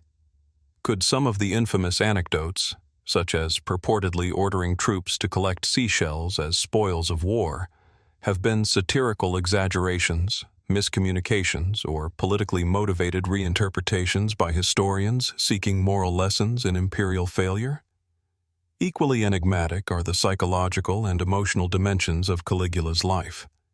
He was a man shaped by profound loss, political manipulation, and early exposure to the lethal calculations of power. His relationships with family, advisors, and the Senate reveal patterns of devotion and betrayal, loyalty and vengeance. Is it possible that the stories of cruelty and decadence, preserved by hostile or morally didactic sources, mask a more intricate reality? Can we separate the emperor from the myth, or is the myth inseparable from the historical figure, each feeding and distorting the other like currents in the Tiber itself? As his reign approached its tragic conclusion in AD 41, Caligula's assassination by members of the Praetorian Guard punctuated a series of violent, politically charged events. And yet, the details remain murky. Motivations, accomplices, and even the immediate reactions of the Roman populace are debated among scholars. The emperor who captivated and horrified Rome vanished, leaving behind a reign only partially illuminated by surviving documents, coins, inscriptions, and architectural remnants. The full scope of his personality, decisions, and inner life remains, to this day, largely inaccessible, filtered through the lens of centuries of interpretation and speculation. Perhaps the most fascinating aspect of Caligula is precisely this intersection of history and legend. Unlike objects that can be physically analyzed, the Orichalcum ingots, ancient coins, or shipwrecks, Caligula's life resists definitive measurement. Evidence is textual, interpretive, and fragmentary, and yet it is precisely these fragments that ignite inquiry. We are compelled to ask, what was the man behind the stories? What were his motives, his fears, his ambitions? How do we reconcile documented acts with the human need for narrative, morality, and exemplarity in the records of the past? And finally, what might still lie hidden, letters, documents, or artifacts that could shed new light on one of Rome's most infamous emperors? In contemplating Caligula, we encounter a mystery that parallels the enigmas we have explored before. Ingots that may or may not be Orichalcum, codices whose symbols resist full translation, civilizations whose techniques vanished into time. He, too, exists in a space between the known and the speculative, a figure who prompts us to question the reliability of sources, the nature of power, and the ways in which history preserves both truth and imagination. And perhaps, in considering the emperor's life, we confront a broader truth, that human behavior, like the currents of the Mediterranean or the glow of a strange alloy, often defies simple explanation. So we are left with questions, lingering as they have for nearly 2,000 years. Was Caligula a tyrant driven by madness, A strategist wielding fear as power, or a man caught in a historical narrative larger than himself? Did his actions reflect personal pathology, political necessity, or something else entirely? And as we peer into the fragments of his life, examining coins, letters, and monuments, we must acknowledge that much remains obscured, waiting for discovery, interpretation, or perhaps a deeper understanding of the human condition in an age of emperors and empire.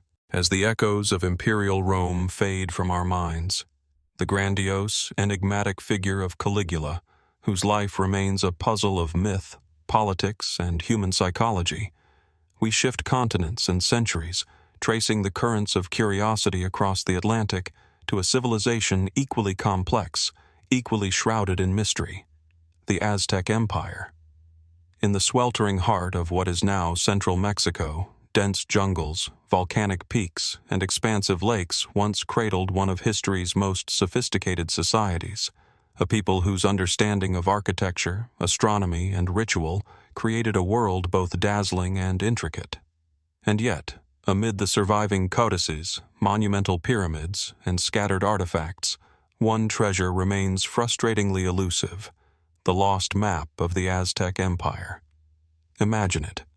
A map not of simple geography, but of cosmology, society, and power, meticulously inked on a delicate medium, perhaps bark paper or deerskin.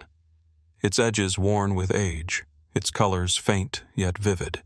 The map would have guided not just armies and merchants, but priests and rulers, depicting lakes, causeways, ceremonial centers, and the intricate hierarchy of city-states that thrived under the sun of the Valley of Mexico.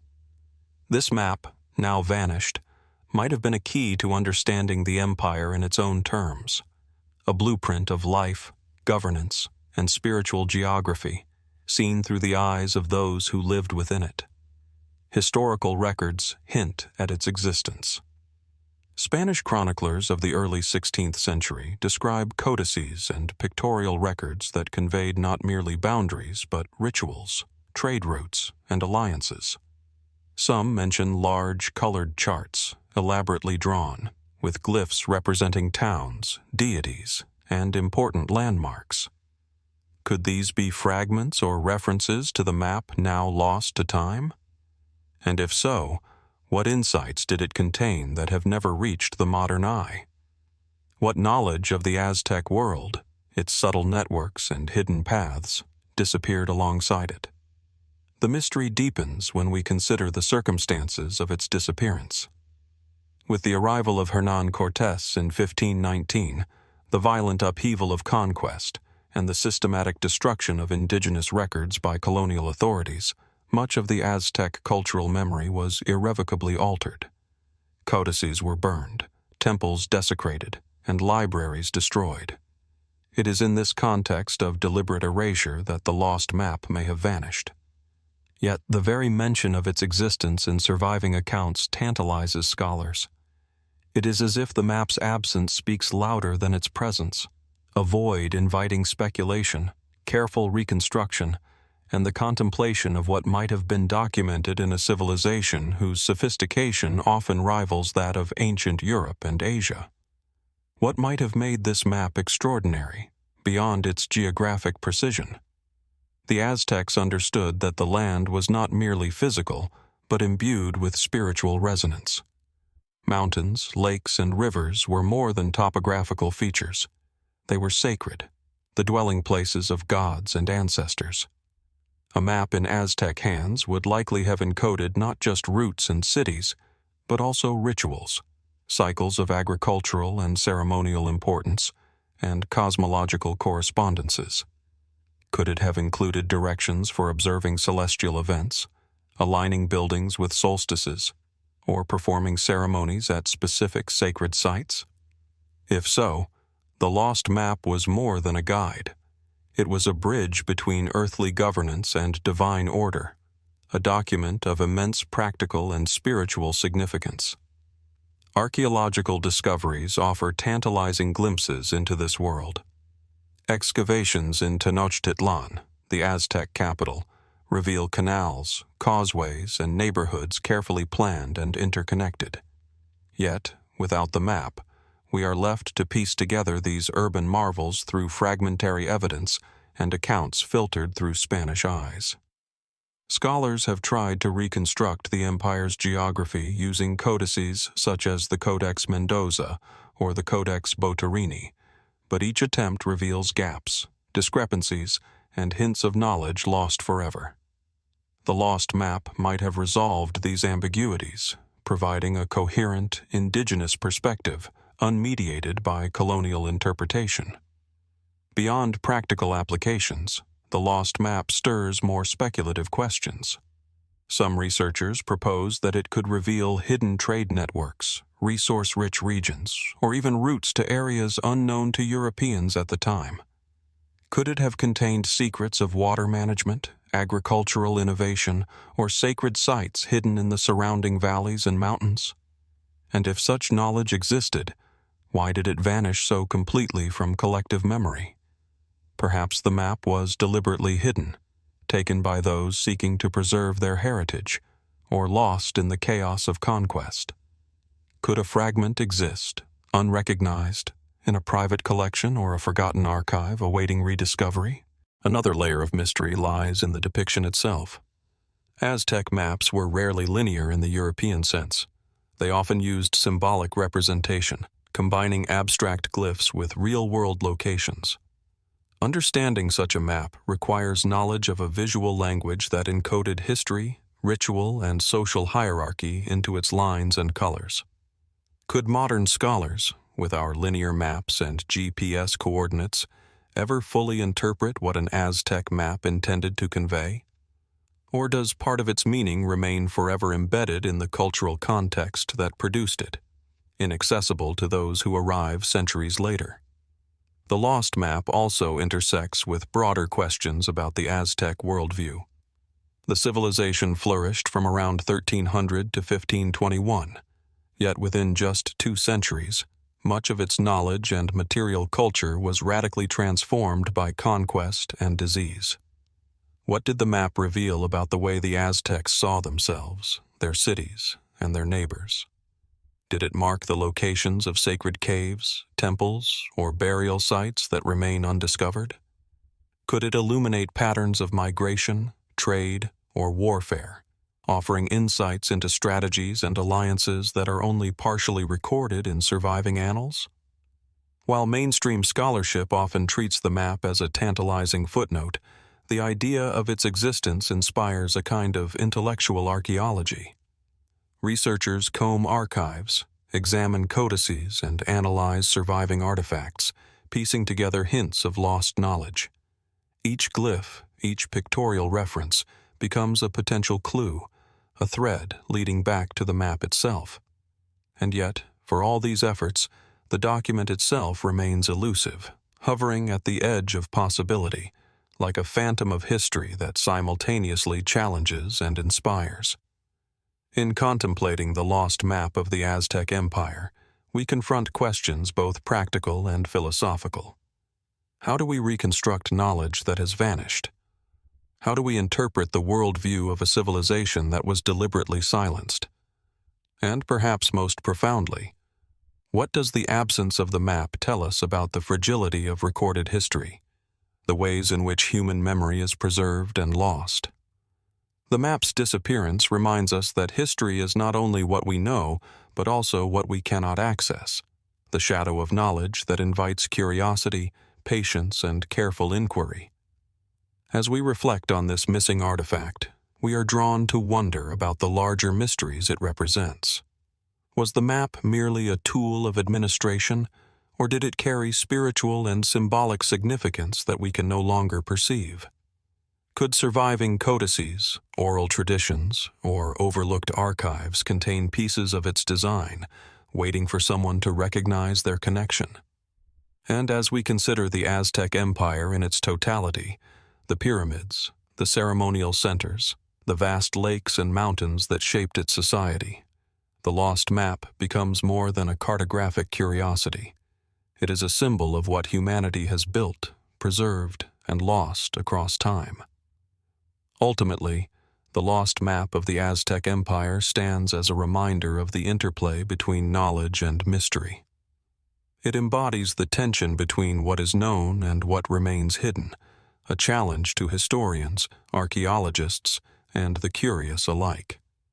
And even as we piece together fragments of Aztec geography, politics, and ritual from codices, architecture, and chronicles, the map continues to haunt our understanding, asking us to imagine what was once fully grasped by those who lived in the empire's shadowed valleys and vibrant cities. What secrets might it still hold? Could the locations of hidden temples, sacred lakes, or ancient trade routes remain preserved, waiting for discovery? And in the broader sense, what does the disappearance of such a document tell us about the fragility of human knowledge, the power of conquest, and the layers of meaning embedded in maps and records lost to time?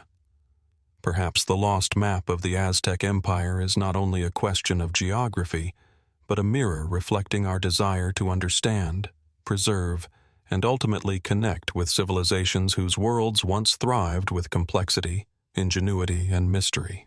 As the fragments of the Aztec world begin to settle into the wider mosaic of lost knowledge, maps that may never be recovered, landscapes remembered only through colonial accounts and surviving glyphs, we now turn our attention across the Atlantic once more, drifting further back in time to a civilization that seems to hover at the edge of recorded history itself.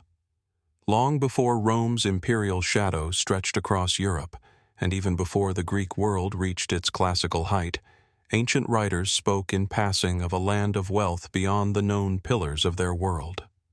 A land at the edge of the sea, where rivers met the ocean and silver was said to flow like water.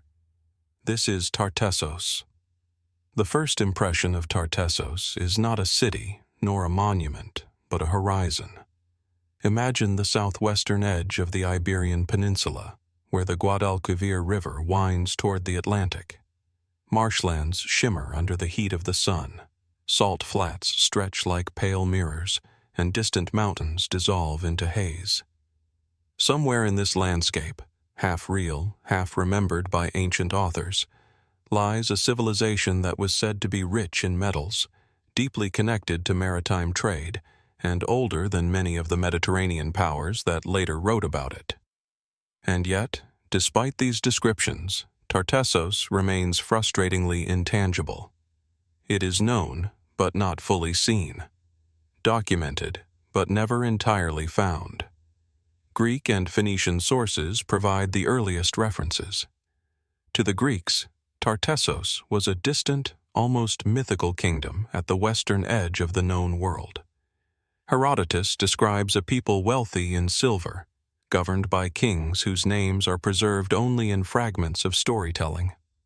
Phoenician traders who established colonies along the southern Iberian coast referred to the region as a land of immense mineral wealth, copper, tin, silver, and possibly gold, resources that fueled Mediterranean commerce and shaped ancient economies.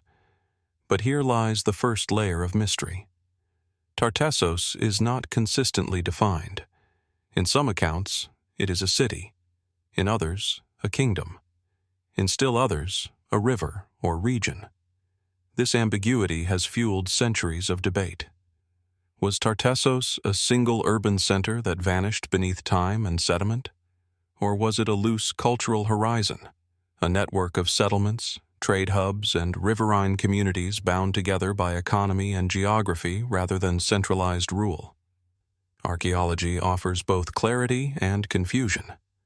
Excavations in southwestern Spain, particularly in Andalusia, have uncovered evidence of advanced metallurgy dating back to the late Bronze Age and early Iron Age, roughly between 1000 BC and 500 BC. Smelting sites, workshops, and hoards of silver and copper artifacts suggest a society deeply engaged in metal production and trade. The richness of these finds aligns with ancient descriptions of Tartessos as a land overflowing with precious metals. And yet, no definitive capital city has been identified. No palace complex, No administrative archive, no singular urban center that can be confidently labeled as the heart of Tartessos. Instead, what emerges is a dispersed cultural landscape, fortified settlements, burial sites, and trading outposts that point to a complex and interconnected society. The people who lived here were not isolated. They were part of a wider Mediterranean world, interacting with Phoenician sailors, Greek merchants, and possibly other Iberian groups whose identities remain partially obscured. One of the most intriguing aspects of Tartessos is its relationship with the Phoenicians. Around the 9th century BC, Phoenician traders from the eastern Mediterranean established colonies along the southern Iberian coast, including the famous settlement of Gadir, modern Cadiz. These traders were skilled navigators, bringing goods, technologies, and writing systems to the western edge of the known world. Archaeological evidence suggests deep interaction between Phoenician settlers and local Iberian populations, including those associated with the Tartessian cultural sphere. But was this a relationship of cooperation, assimilation, or dominance? The material record does not provide a single answer. Instead, it shows a blending of influences: Phoenician-style pottery alongside local designs, hybrid burial practices, and metalwork that combines Eastern Mediterranean techniques with indigenous forms. This fusion raises questions about identity. Were the Tartessians a distinct civilization in their own right, or a cultural synthesis born from centuries of contact and exchange? Ancient texts add another layer of complexity. Some writers describe Tartessos as a land ruled by semi-mythical kings, possessing laws said to be among the oldest in the Western world. One such figure, King Argentonius, is mentioned in Greek sources as a ruler who lived for an extraordinarily long time and welcomed foreign merchants. Whether this figure is historical or symbolic remains uncertain, but his presence in the narrative suggests a memory of leadership and organization that may reflect real political structures now lost to archaeology. And yet, for all these fragments of evidence, Tartessos resists firm definition. No inscriptions in a clearly identified Tartessian script have been fully deciphered. Some short inscriptions have been discovered in southwestern Iberia, suggesting the existence of a local writing system influenced by Phoenician alphabetic forms. But these texts are sparse, their meanings uncertain, their cultural context still debated. If Tartessos possessed a written tradition, it has not survived in a form that allows us to reconstruct its history or governance. This absence is striking. Civilizations engaged in long-distance trade, metallurgy, and political organization often leave extensive written records. Yet Tartessos appears to hover just before the threshold of full historical visibility. It is there in the archaeological record, but only in fragments, never in complete narrative form. Some scholars propose that Tartessos was not a single political entity at all, but rather a contact zone, a term used to describe regions where multiple cultures intersected and blended over time. In this interpretation, Tartessos represents a dynamic frontier between indigenous Iberian groups and Phoenician settlers, shaped by exchange rather than centralized control. The wealth described by ancient authors would then be the result of this interaction, a thriving network of trade in metals and agricultural goods that impressed foreign observers. But even this explanation leaves open questions. Why did ancient writers describe Tartessos with such specificity if it was merely a loosely defined region? Why do repeated references emphasize its wealth, its rivers, and its almost legendary abundance of silver?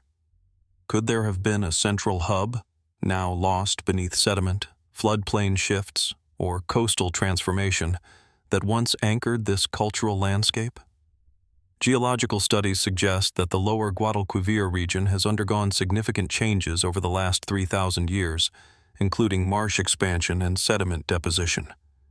Is it possible that the heart of Tartessos lies submerged or buried, its structures dissolved into the shifting terrain? Speculative theories naturally emerge in the absence of definitive answers.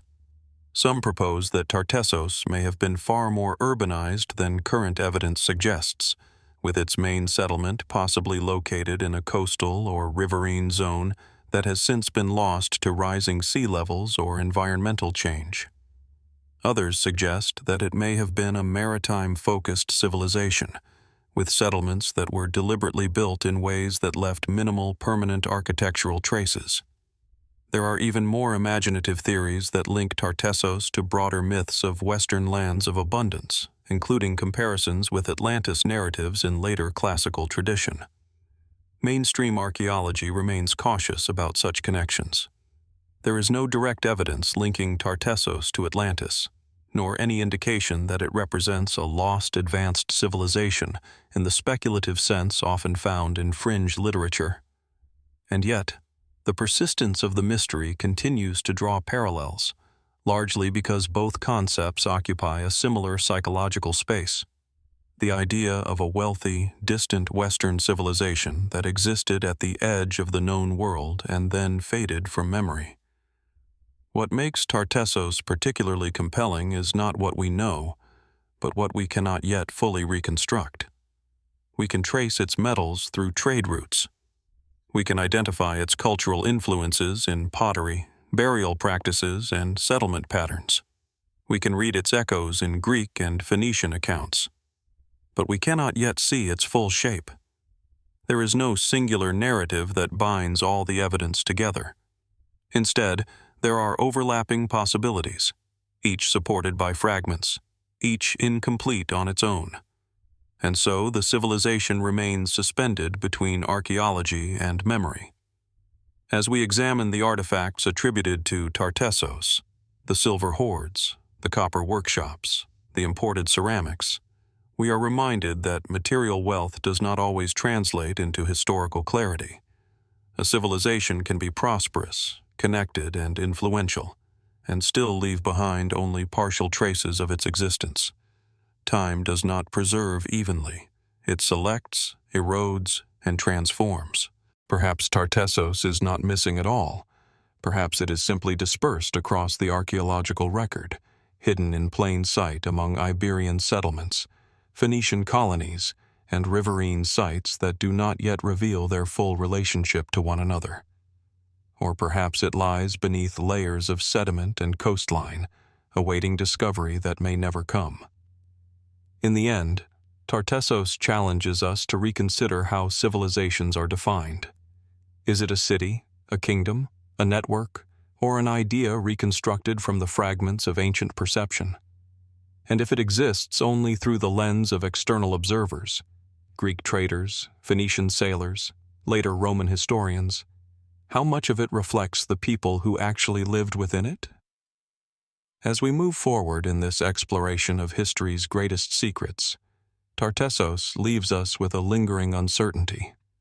Somewhere between land and sea, between memory and archaeology, between myth and material evidence, a civilization once existed that shaped the flow of metals, trade, and cultural exchange across the Western Mediterranean. But what it truly was, what it looked like in its fullness, how its people lived, what stories they told about themselves, remains just out of reach. And so we are left with a final question, drifting like the tide along the Iberian coast. What if Tartessos is not lost in the sense of disappearance, but in the sense of incomplete understanding, waiting, still, for the moment when scattered fragments finally speak to each other clearly enough to reveal the shape of a civilization we have been looking at all along? While mainstream scholarship approaches these interpretations cautiously, the tantalizing possibility remains that cylinder seals hold messages from a civilization whose voice has otherwise been muted by millennia. Equally mysterious is the sheer reach of the seal's influence. Trade networks connected Sumer with neighboring regions, including Elam, the Levant, and even the Arabian Peninsula. Cylinder seals, or their imitations, have been found hundreds of miles from their presumed points of origin. How did their symbolic language adapt across cultures? Were they understood in the same way by neighboring peoples, Or did they serve as markers of exotic authority, prestige, or spiritual power? The question lingers. To what extent did the seals communicate universal truths versus local identity? A particularly intriguing set of examples comes from the Akkadian and Ur III periods, when seals became even more elaborate, sometimes depicting narrative cycles or multi-layered scenes. Here, the craft seems to approach storytelling. Gods, kings, and ordinary humans interact in tableaus that span the length of the cylinder. Scholars debate whether these sequences represent myth retellings, historical events, or allegorical codes. But the complexity suggests a cognitive sophistication that modern viewers can only partially appreciate. A single cylinder, rolled across a clay tablet, could convey a social contract, a cosmological vision, and an identity statement, all at once. The mystery is compounded by the lack of full translation for many symbolic elements. While Sumerian cuneiform has been largely deciphered, the imagery of the seals often eludes precise interpretation. Hybrid creatures, inverted landscapes, and abstract motifs challenge modern categorization. Are we seeing allegory, ritual instruction, or something entirely different? Perhaps the truth lies in a combination. The seals may have functioned simultaneously as practical tools, narrative devices, and spiritual talismans, a convergence of the practical and the sacred. Moreover, cylinder seals challenge our assumptions about literacy and communication.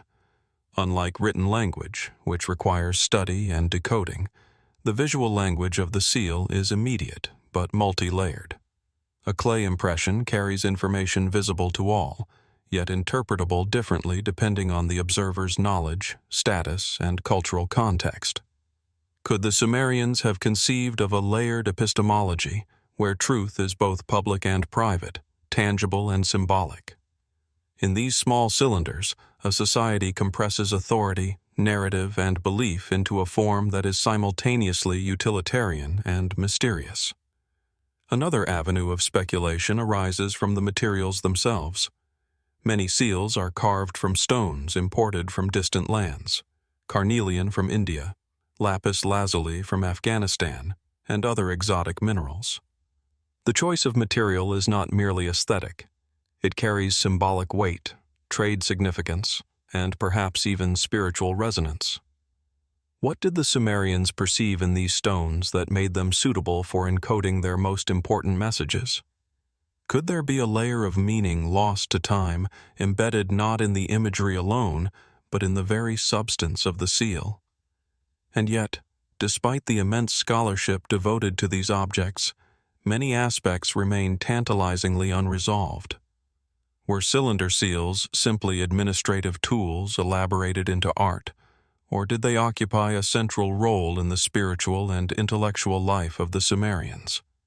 Did they encode forgotten histories, cosmologies, or even technological knowledge?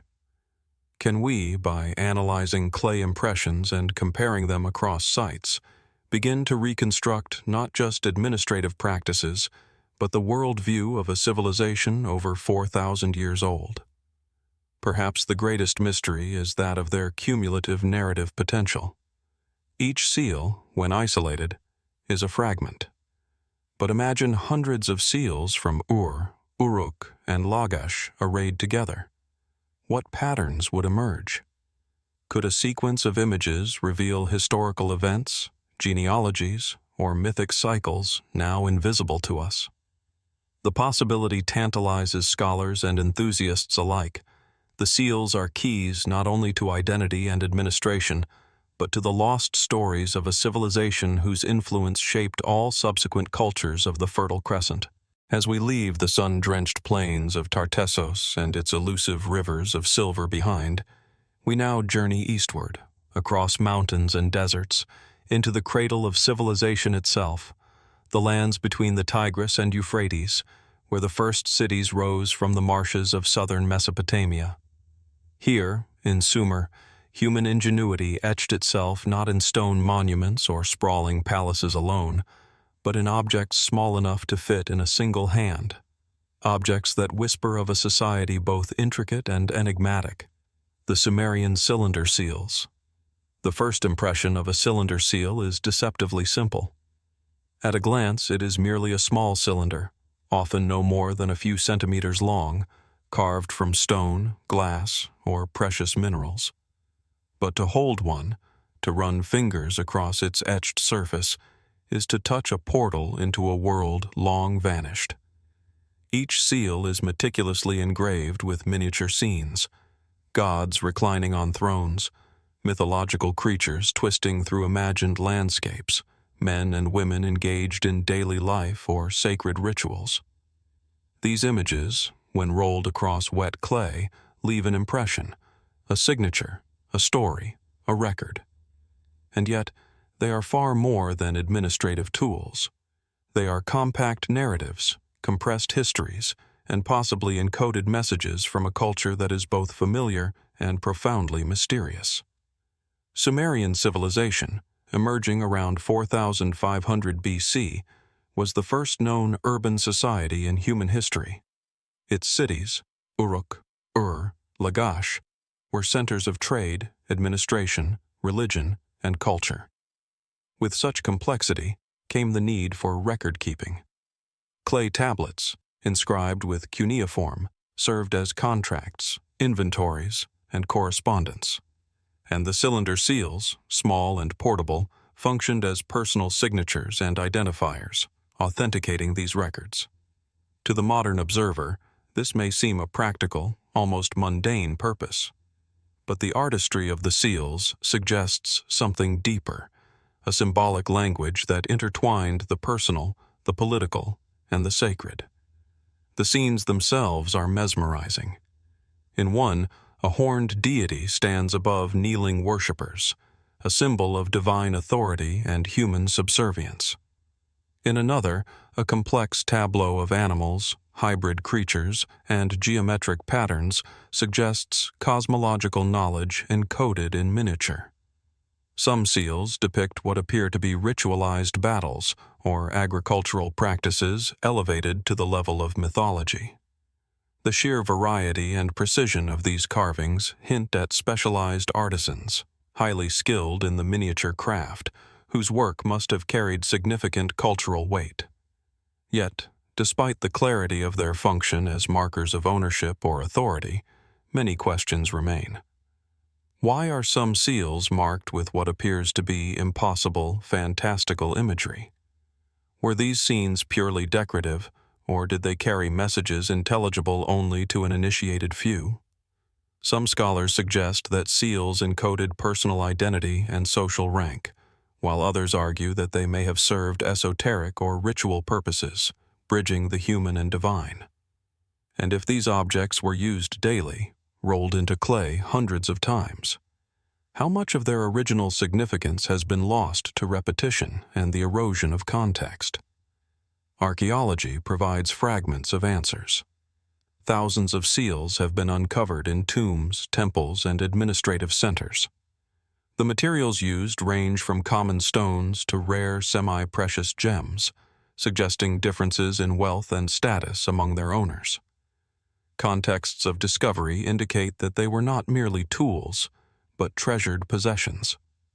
Children of the elite sometimes received seals as part of their inheritance, and rulers themselves had seals of exquisite craftsmanship, often engraved with divine iconography or symbolic animals.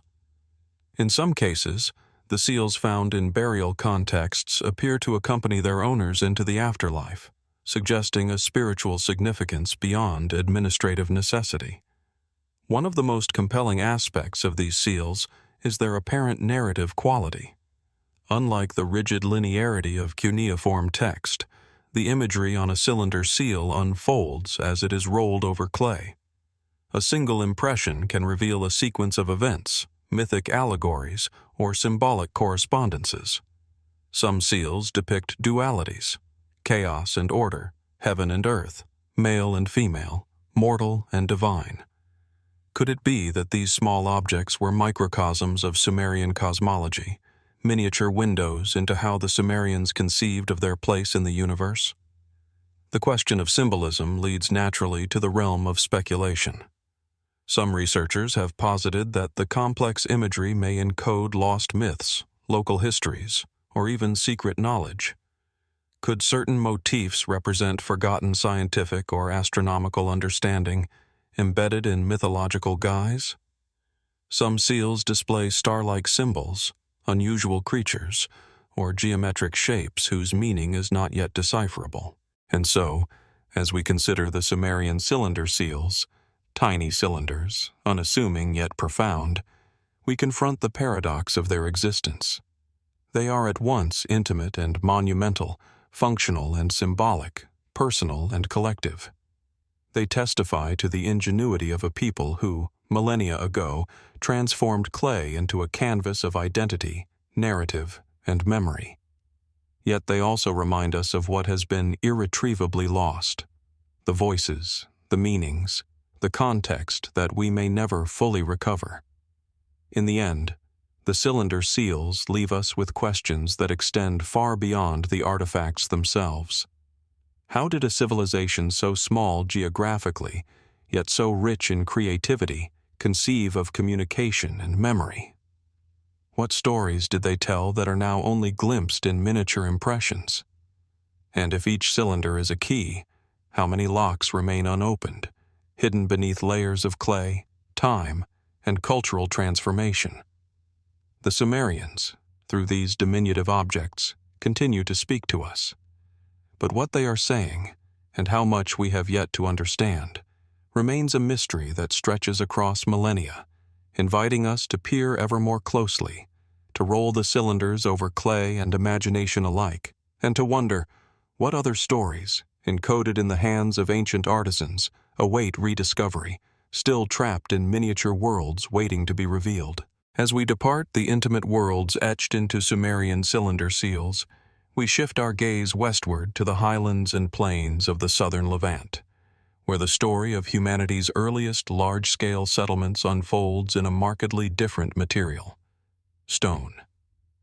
In the Neolithic village of Ain Ghazal, in what is today northern Palestine, a discovery was made that challenges conventional assumptions about prehistoric art and social organization: an assemblage of monumental statues, primarily human heads, that rise silently from the dust of a village inhabited over 7,000 years ago.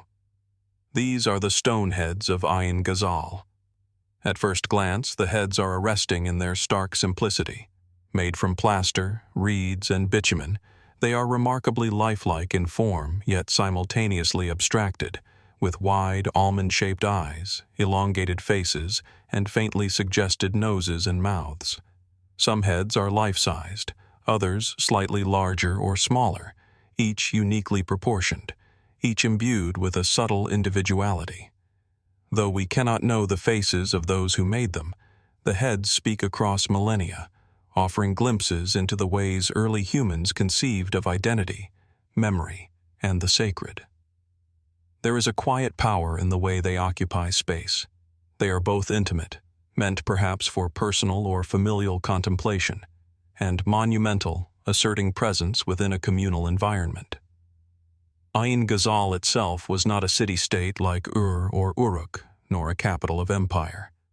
It was a large Neolithic settlement, occupied intermittently from around 7,200 to 5,000 BC. Its inhabitants were among the earliest farmers in the region, cultivating cereals and domesticating animals. The village contained hundreds of dwellings, complex courtyards, and communal spaces, suggesting a society capable of considerable cooperation and organization.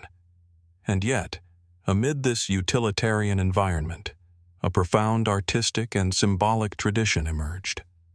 Unlike the small, functional cylinder seals of Sumer, these plaster heads seem to be the product of reflection, ritual, or commemoration. They suggest a cultural preoccupation with memory, identity, and perhaps the boundary between the living and the dead. The craftsmanship of the heads is extraordinary. The plaster, derived from lime burned from local limestone, was molded over a reed framework, allowing for both structural integrity and precise detail. Pigments, mostly black and red, were applied to accentuate facial features, especially the eyes, which are rendered in striking detail with bitumen. The meticulous care with which each head was produced indicates a deliberate intention. These were not casual or decorative objects. Some scholars suggest they were memorials to the deceased, akin to ancestral veneration practices found in other parts of the prehistoric world. Others propose that they held ritualistic significance, perhaps serving as intermediaries between the living community and the unseen spiritual forces that guided their agricultural existence. Yet, despite decades of excavation and study, the stone heads resist definitive interpretation. Why were only heads preserved, with torsos largely absent? Were the bodies deliberately removed or decayed naturally, leaving the heads as symbolic remnants? Some researchers speculate that the heads were stored and then ritually buried, indicating a ceremonial cycle rather than permanent display. Others propose a more functional perspective. The heads may have marked familial or communal territories, serving as visual reminders of lineage and continuity. But each theory leaves unanswered questions, highlighting the profound mystery that surrounds these objects. The discovery of over 15 heads at Ain Ghazal offers both clarity and further perplexity. Some heads are male, some female, though precise sexing is difficult, and a number of features remain enigmatic. The variation in scale, facial expression, and craftsmanship suggests they were produced over generations, perhaps even centuries, creating a living tradition of representation that adapted and evolved with the village's social dynamics.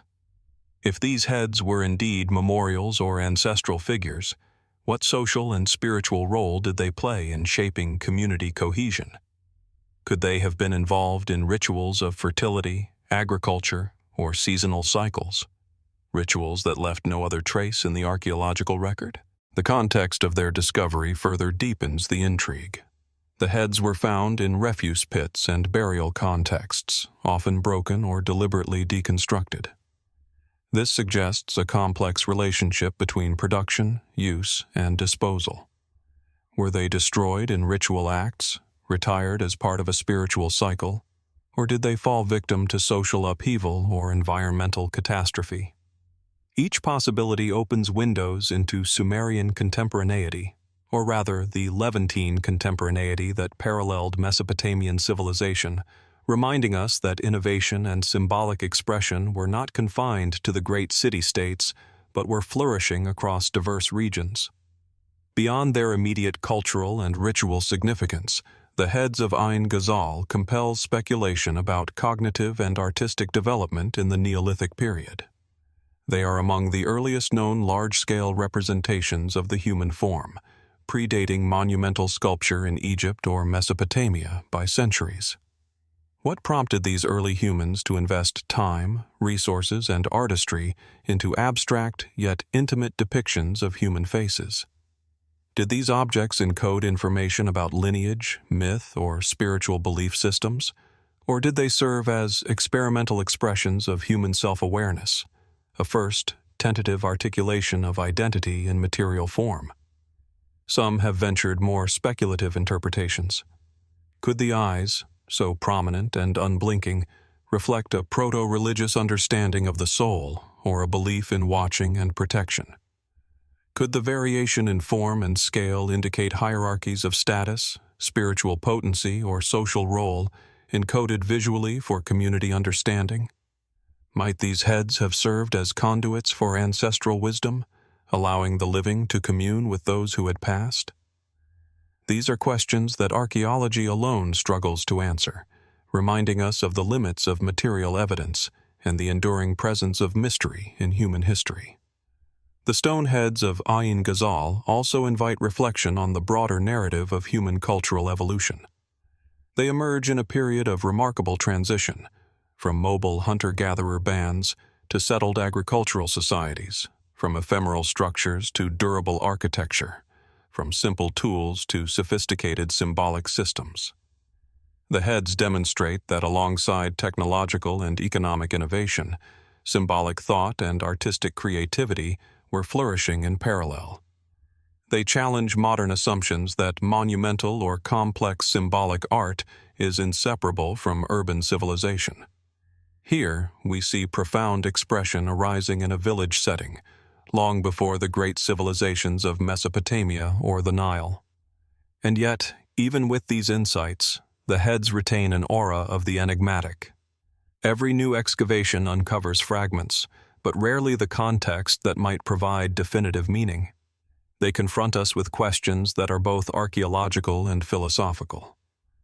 What did it mean to be human in this early society? How did the living relate to the dead, to ancestors, to spirits, or to forces beyond comprehension? And crucially, what knowledge or traditions were lost alongside the collapse or transformation of Ghazal, leaving these heads as silent witnesses to a world now forever out of reach? As we contemplate these figures, carefully molded and painted, ceremoniously buried, yet silent in their testimony, we begin to appreciate the depth of human curiosity and the desire to preserve identity across time. The heads stand at the intersection of the practical and the mystical, the communal and the personal, the ephemeral and the eternal. They are at once ordinary objects and extraordinary conveyors of human thought, offering glimpses of belief, ritual, and expression that predate written records. Ultimately, the stone heads of Ghazal remind us that history is never fully recovered. It is glimpsed, pieced together from fragments, hints, and traces. Each head is a testament to innovation, to artistry, and to the enduring human impulse to understand existence through material form. And yet, for all we know, much remains hidden. Who were the individuals commemorated or represented? What rituals, prayers, or ceremonies were enacted in their presence? How did they influence the living community, and what spiritual significance did they hold for generations long gone? As we leave the Neolithic village behind, the stone faces seem to follow us with their unblinking gaze, silently asking the questions that have persisted for over 7 millennia. How did these early humans perceive themselves, their society, and their place in the cosmos? And what other stories, buried in the earth or lost in the passage of time, remain waiting to be discovered, still concealed within the silent stone witnesses of a forgotten age? As the quiet gaze of the stone heads of Ghazal fades into memory, those silent Neolithic witnesses carved in plaster and time, we move once again across centuries and civilizations, following the thread of human curiosity as it winds toward the western Mediterranean. The landscape shifts dramatically now, from the early farming villages of the Levant to the rolling hills and river valleys of ancient Italy, where another object of extraordinary mystery was discovered. Not a statue, not a weapon, not a text in the conventional sense, but a compact, enigmatic bronze model that appears to compress an entire world view into the shape of a single organ. This is the Etruscan liver of Piacenza. It rests today in quiet museum lighting, unassuming at first glance. A bronze model of a sheep's liver, carefully divided into sections, its surface engraved with inscriptions and marked compartments that seem almost cartographic in nature. Yet the more closely one observes it, the more it resists simple categorization. It is at once anatomical, astronomical, religious, and symbolic. A map, perhaps, but of what exactly remains one of the most intriguing questions in the study of ancient Mediterranean cultures. The artifact was discovered in 1877 near the town of Piacenza in northern Italy, within territory once inhabited by the Etruscans, a civilization that flourished between roughly the 9th century BC and the Roman expansion of the 3rd century BC.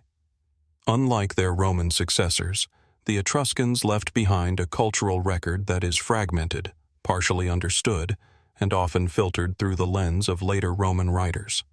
Their language, though partially deciphered, still holds gaps. Their religious practices are known, but not fully reconstructed, and their worldview, especially their understanding of the divine order, remains one of the most fascinating puzzles of the ancient Mediterranean. The liver of Piacenza offers a rare and intimate glimpse into that worldview. Shaped like an ovine liver, the object is divided into carefully delineated sections, each inscribed with Etruscan words believed to correspond to deities or celestial regions. At first, the resemblance to anatomical accuracy seems straightforward. After all, in many ancient cultures, the practice of hepatoscopy, the divination of omens through the examination of animal livers, was widespread. The Mesopotamians, in particular, believed that the liver was the seat of life and divine communication.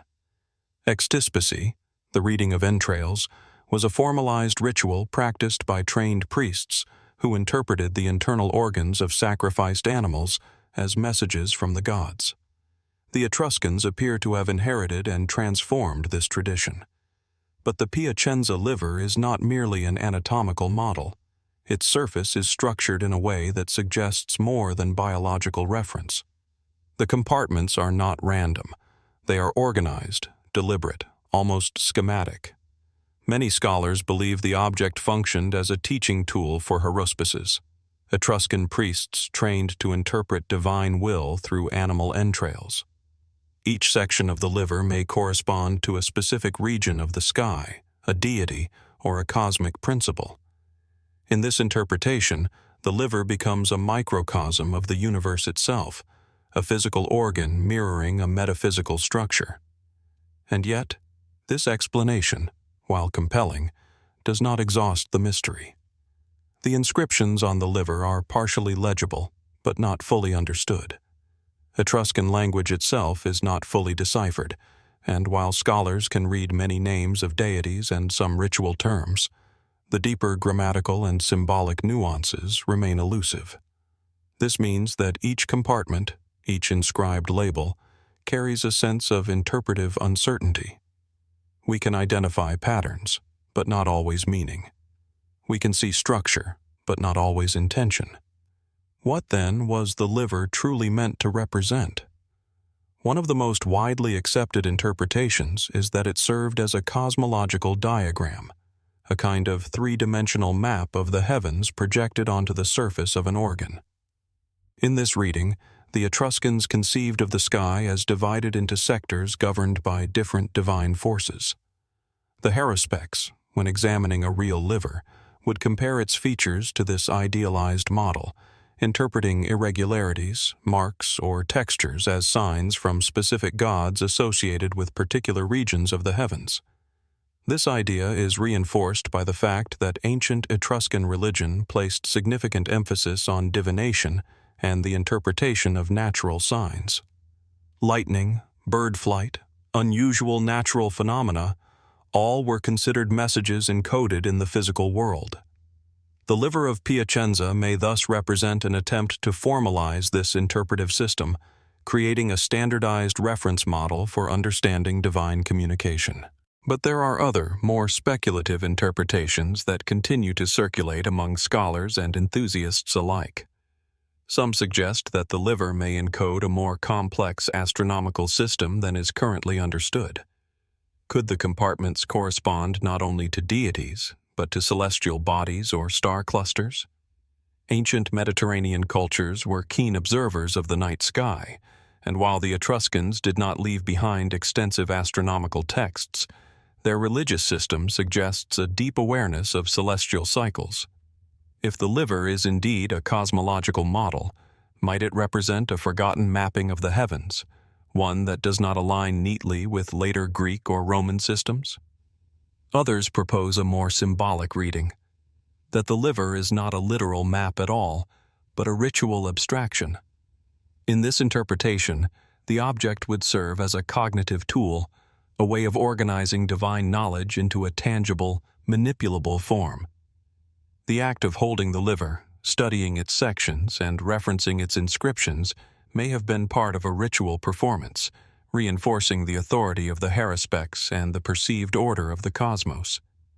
Still others, more speculative in nature, wonder whether the object preserves traces of a much older tradition inherited from earlier Mediterranean or Near Eastern cultures.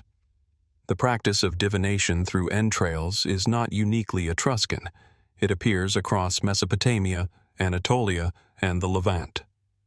Could the liver of Piacenza be the culmination of a long transmission of ritual knowledge stretching back millennia? If so, it might represent not an isolated artifact, but a node in a vast network of ancient symbolic systems that connected disparate civilizations through shared cosmological frameworks. Yet even within mainstream archaeology, uncertainty persists. Why a liver, specifically?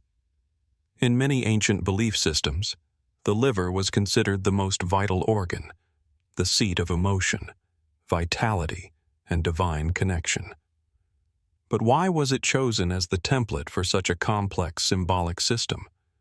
Was it purely due to its prominence in sacrificial rituals, or did the Etruscans perceive something more profound in its structure? Perhaps a natural analogy between biological form and cosmic order? And what of its precision? The divisions on the liver are not crude approximations. They reflect careful design, suggesting standardized knowledge passed down through generations of ritual specialists. This implies formal training, structured religious education, and a shared interpretive framework among Etruscan elites. Yet, because so little Etruscan literature survives, we are left without the explanatory texts that might have once accompanied such an object. This absence is crucial. The liver of Piacenza is not accompanied by a manual, a mythological commentary, or a clear interpretive guide. It exists alone, a fragment of a system whose rules are partially lost. We are left to reconstruct meaning through comparison, analogy, and inference. Archaeology provides context, but not closure. Other Etruscan artifacts reinforce the importance of divination in their society. Bronze mirrors engraved with mythological scenes, tomb paintings depicting ritual practices, and inscriptions referencing gods whose identities are sometimes uncertain. Together, these pieces suggest a culture deeply invested in interpreting signs and omens, where the boundary between the natural and supernatural was porous and constantly negotiated. But the liver of Piacenza remains unique in its explicit attempt to map that invisible structure onto a physical object. It is, in a sense, a frozen moment of thought, a three-dimensional diagram of belief, preserved in bronze for over 2 millennia. And yet, even as we analyze it, it resists full comprehension. What did an Etruscan haruspex see when they held this object? Did they perceive it as a literal reflection of the heavens, or as a symbolic aid in ritual interpretation? Did different practitioners interpret its sections in the same way, or were there variations across regions and schools of thought? And perhaps most intriguingly, how much of its meaning was never meant to be recorded at all, transmitted instead through oral tradition, gesture, and ritual performance? Some scholars suggest that we are missing not just language, but a mode of thinking. The Etruscan worldview may have integrated symbolism, anatomy, and astronomy in ways that do not map cleanly onto modern categories. If so, the liver of Piacenza is not merely difficult to translate. It is conceptually distant, shaped by a cognitive framework that has no direct equivalent in contemporary understanding. As we stand before this small bronze object, we are reminded that ancient civilizations often encoded vast systems of meaning into compact material forms. What appears simple may, in fact, contain layers of knowledge that unfold only through cultural context now lost. The liver becomes not just an artifact, but a threshold between body and cosmos, between ritual and science, between seen and unseen worlds. And so we are left with the same lingering uncertainty that follows so many ancient mysteries. Was the liver of Piacenza a precise scientific model of the heavens, a ritual mnemonic for divination, or a symbolic representation of divine order that cannot be fully translated into modern terms? Or does its meaning lie somewhere between these categories, in a conceptual space where anatomy and astronomy, myth and measurement were not separate domains, but parts of a unified understanding of reality? As we step away from the bronze surface, its engraved compartments still catching the light, the question remains suspended, quiet, unresolved, and enduring. What other systems of knowledge once existed, as intricate and sophisticated as this one, that we have not yet learned how to recognize at all? As the echoes of the Etruscan liver of Piacenza fade into contemplation, we journey now further along the Nile, across the fertile banks of ancient Egypt, to a monument whose very presence has stirred wonder and curiosity for over 2 millennia. Towering over the western horizon of Luxor, 2 monumental statues of Pharaoh Amenhotep III dominate the landscape, carved from massive blocks of quartzite and positioned to guard the entrance to the temple that once celebrated his divine authority. These are the Colossi of Memnon, silent sentinels by day, but by some accounts, mysterious voices at dawn. Standing over 18 meters tall, each figure depicts the pharaoh seated upon a throne, hands resting on knees, gazing eternally toward the distant horizon of the Theban necropolis. Their features are eroded by centuries of wind, sand, and the relentless passage of the Nile's floodwaters. Yet there remains an almost human quality to the statues, a sense that these stone giants possess the ability to witness and perhaps even speak. For centuries, travelers, pilgrims, and scholars alike have reported a strange phenomenon. At the first light of day, a faint, ethereal sound, sometimes described as a musical tone, sometimes as a low moan, rises from one of the statues. The ancient Greeks, enthralled by such wonders, believed that the Colossus of Memnon sang a song to the morning sun, a tribute to the rising Helios.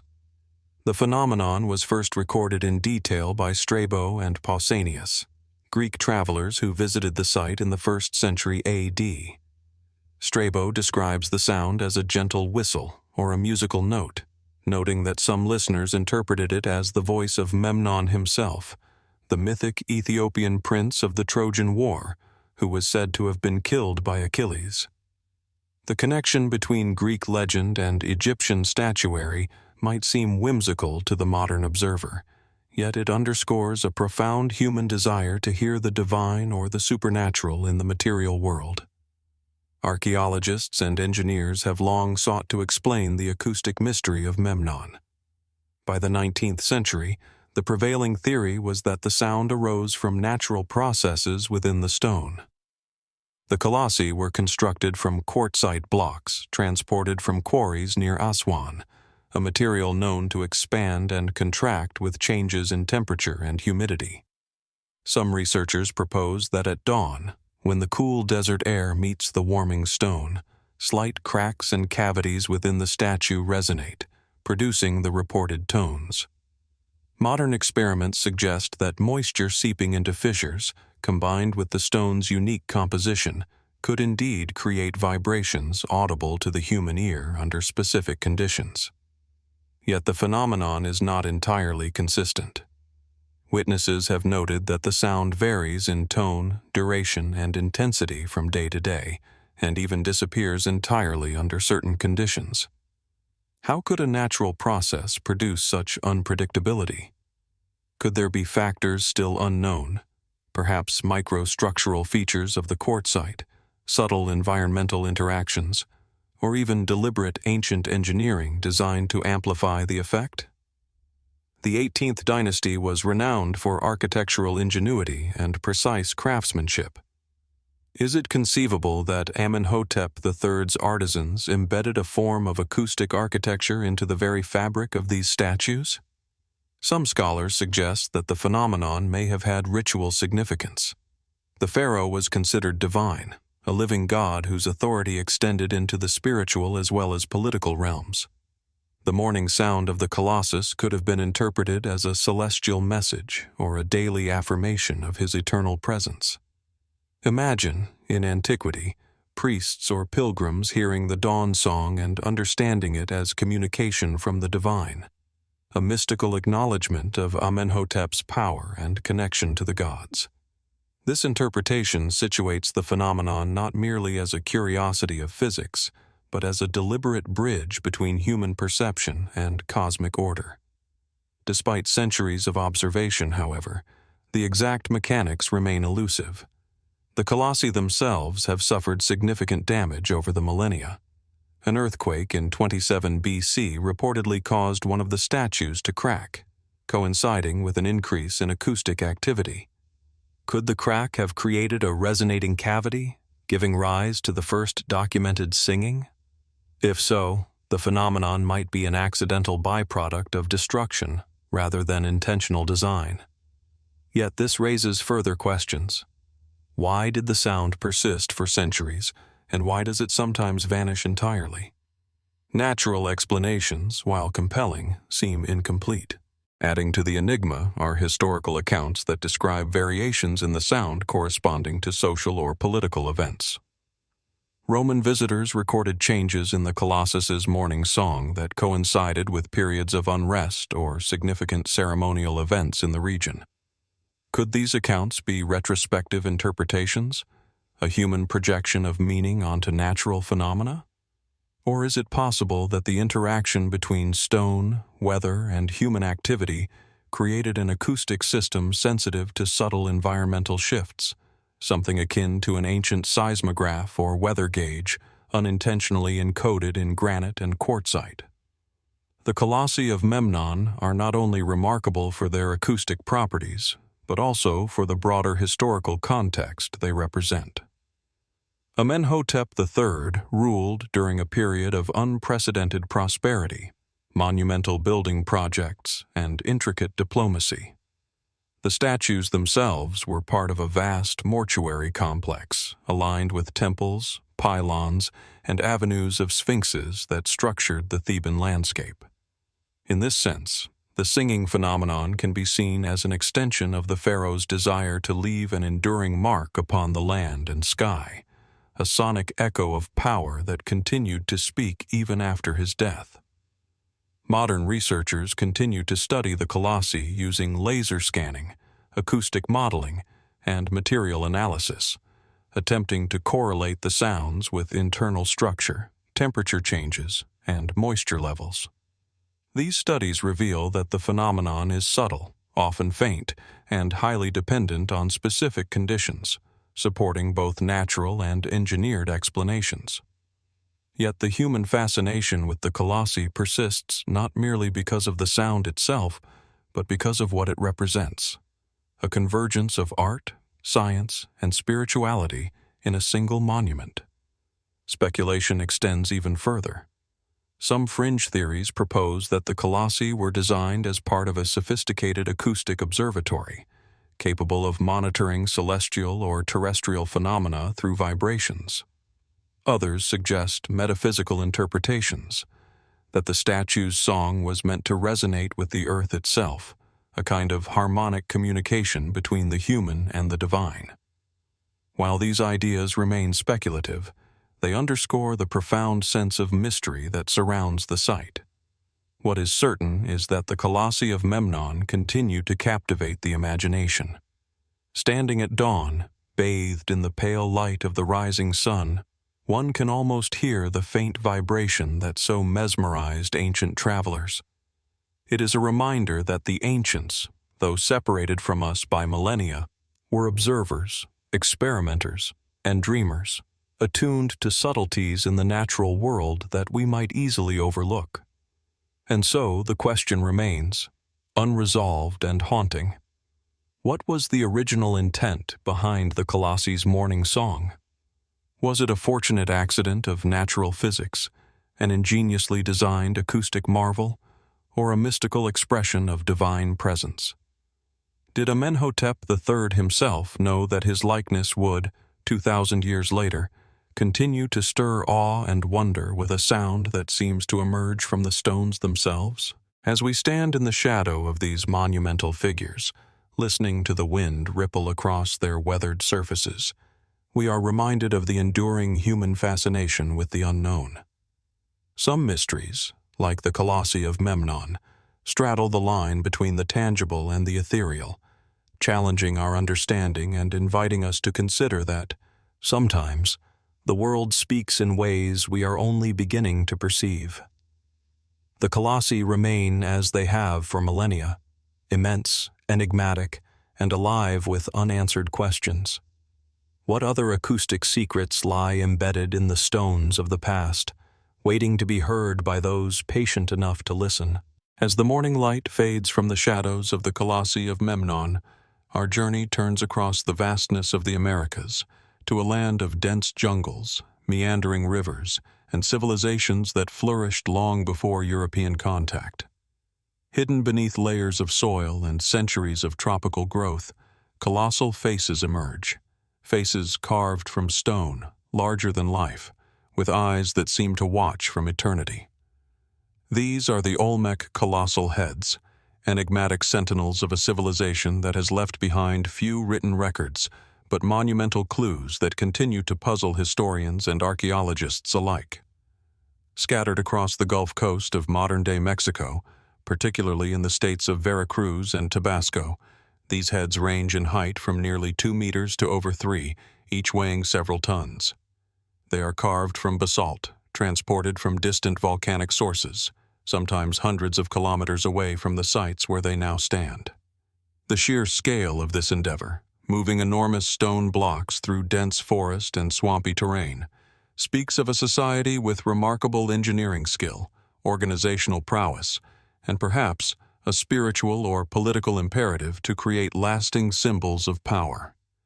What strikes the observer immediately is the individuality of each head. No two faces are alike. Their expressions are stern, focused, and imbued with a sense of authority. Some wear elaborate headgear that appears almost helmet-like, suggesting a connection to warriors, rulers, or ceremonial figures. Others display facial features that have sparked intense debate: broad noses, thick lips, pronounced jawlines. Are these representations of specific rulers? Could they be idealized images of a divine lineage, or even ancestral figures revered by the Olmec? The answers remain elusive, largely because the Olmec left no decipherable written records to accompany these colossal effigies. Radiocarbon dating and stratigraphic evidence place the creation of these heads between roughly 1200 and 400 BC, situating the Olmec as one of Mesoamerica's earliest complex societies. Yet while the temporal framework is reasonably secure, the social and cultural significance of the heads is far less understood. Some scholars suggest that they served as monumental portraits of rulers, akin to the pharaoh statues of Egypt, intended to project power and permanence. Others argue that they were markers of sacred sites, or cosmological symbols aligning human endeavors with celestial events. Could they have functioned as boundary markers, ceremonial gateways, or even objects imbued with magical or protective properties? Each hypothesis finds some support, yet none can fully account for the scale, labor, and craftsmanship involved. The logistics of transporting the basalt alone has confounded researchers for decades. Many heads originate from the Tuxtla Mountains, yet they were moved across lowland rivers and forested terrain to ceremonial centers like La Venta, San Lorenzo, and Tres Zapotes. Did the Olmec roll them on logs, float them on rafts, or employ techniques now lost to history? Some experimental archaeology projects have demonstrated plausible methods, yet the precision and effort required suggest a society with centralized authority, specialized labor, and sophisticated knowledge of materials.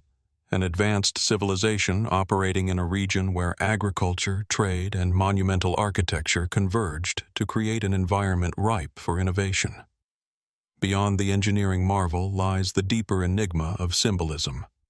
Scholars have noted that many of the heads feature helmet-like adornments reminiscent of later Mesoamerican ballgame gear.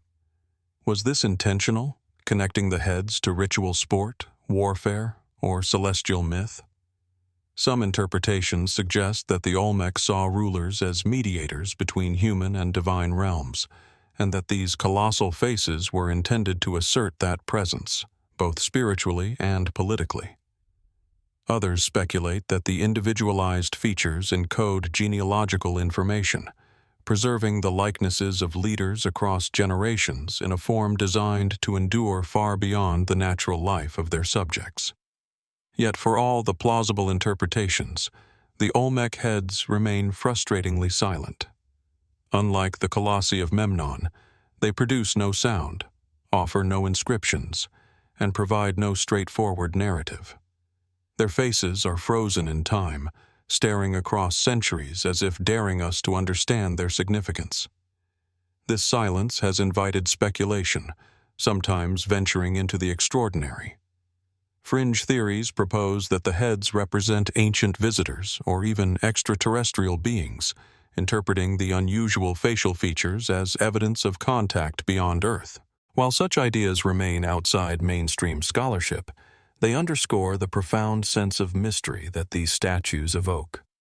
They are at once human, yet undeniably other, familiar in their depiction of power and authority, yet enigmatic in their origin and purpose. Archaeological study continues to yield fascinating insights. Excavations have revealed that many heads were part of larger ceremonial complexes, accompanied by altars, pyramidal platforms, and smaller sculptures. The arrangement of these sites suggests careful planning, possibly reflecting cosmological principles, social hierarchy, or ritual practices now lost to time.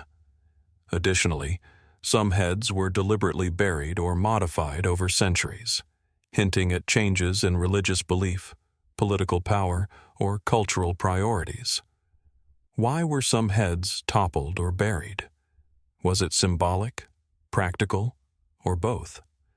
Each question deepens the mystery, revealing a civilization deeply engaged with the material and spiritual worlds, yet leaving only tantalizing traces behind.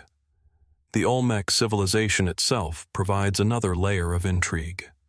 Long considered Mesoamerica's mother culture, the Olmec influenced later civilizations such as the Maya and the Aztec, particularly in artistic motifs, religious concepts, and urban planning. Yet much about the Olmec remains unknown. What language did they speak? How did they govern?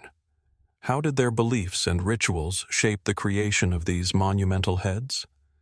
The artifacts endure, but the society that produced them is, in many ways, reconstructed from fragments and inference, a puzzle with vital pieces forever missing. Modern technology is shedding light on old questions while simultaneously deepening the sense of wonder. LiDAR scans, ground-penetrating radar, and 3D modeling allow researchers to examine the heads and their sites with unprecedented precision, revealing subtle details of construction, erosion, and site alignment. Chemical analysis of pigments suggests that the heads may once have been painted, adding a vibrant dimension to their otherwise austere presence. Could color have signaled rank, spiritual attributes, or ritual significance?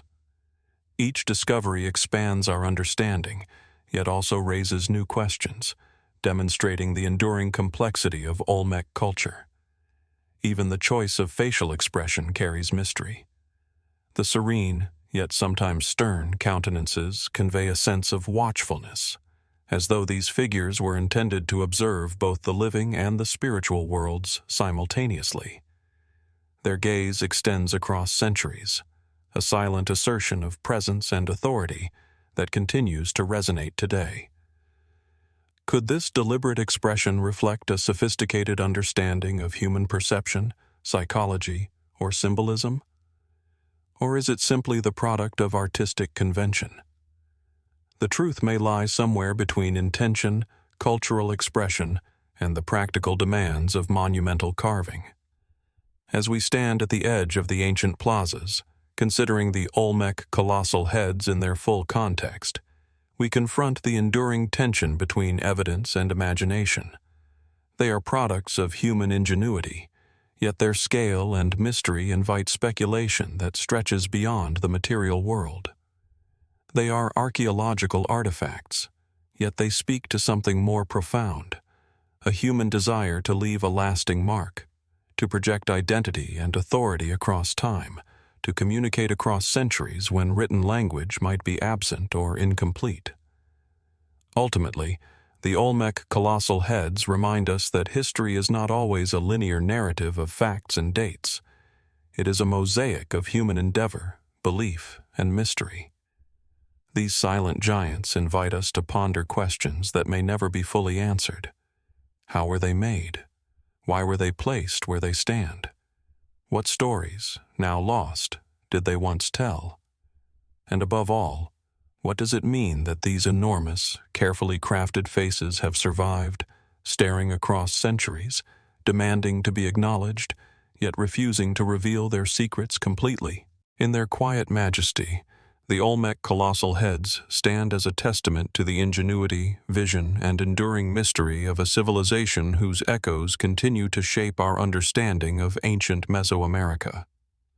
They challenge us to listen not for words, but for the lingering presence of human creativity and ambition, a presence that endures even when the voices of its creators have long been silenced. What secrets lie yet unrecognized beneath the dense jungles, in the foundations of ceremonial plazas, or in the subtle details of basalt and pigment? The Olmec colossal heads endure as a question, a monumental enigma bridging past and present, inviting the observer to wonder, reflect, and imagine what truths may still remain hidden.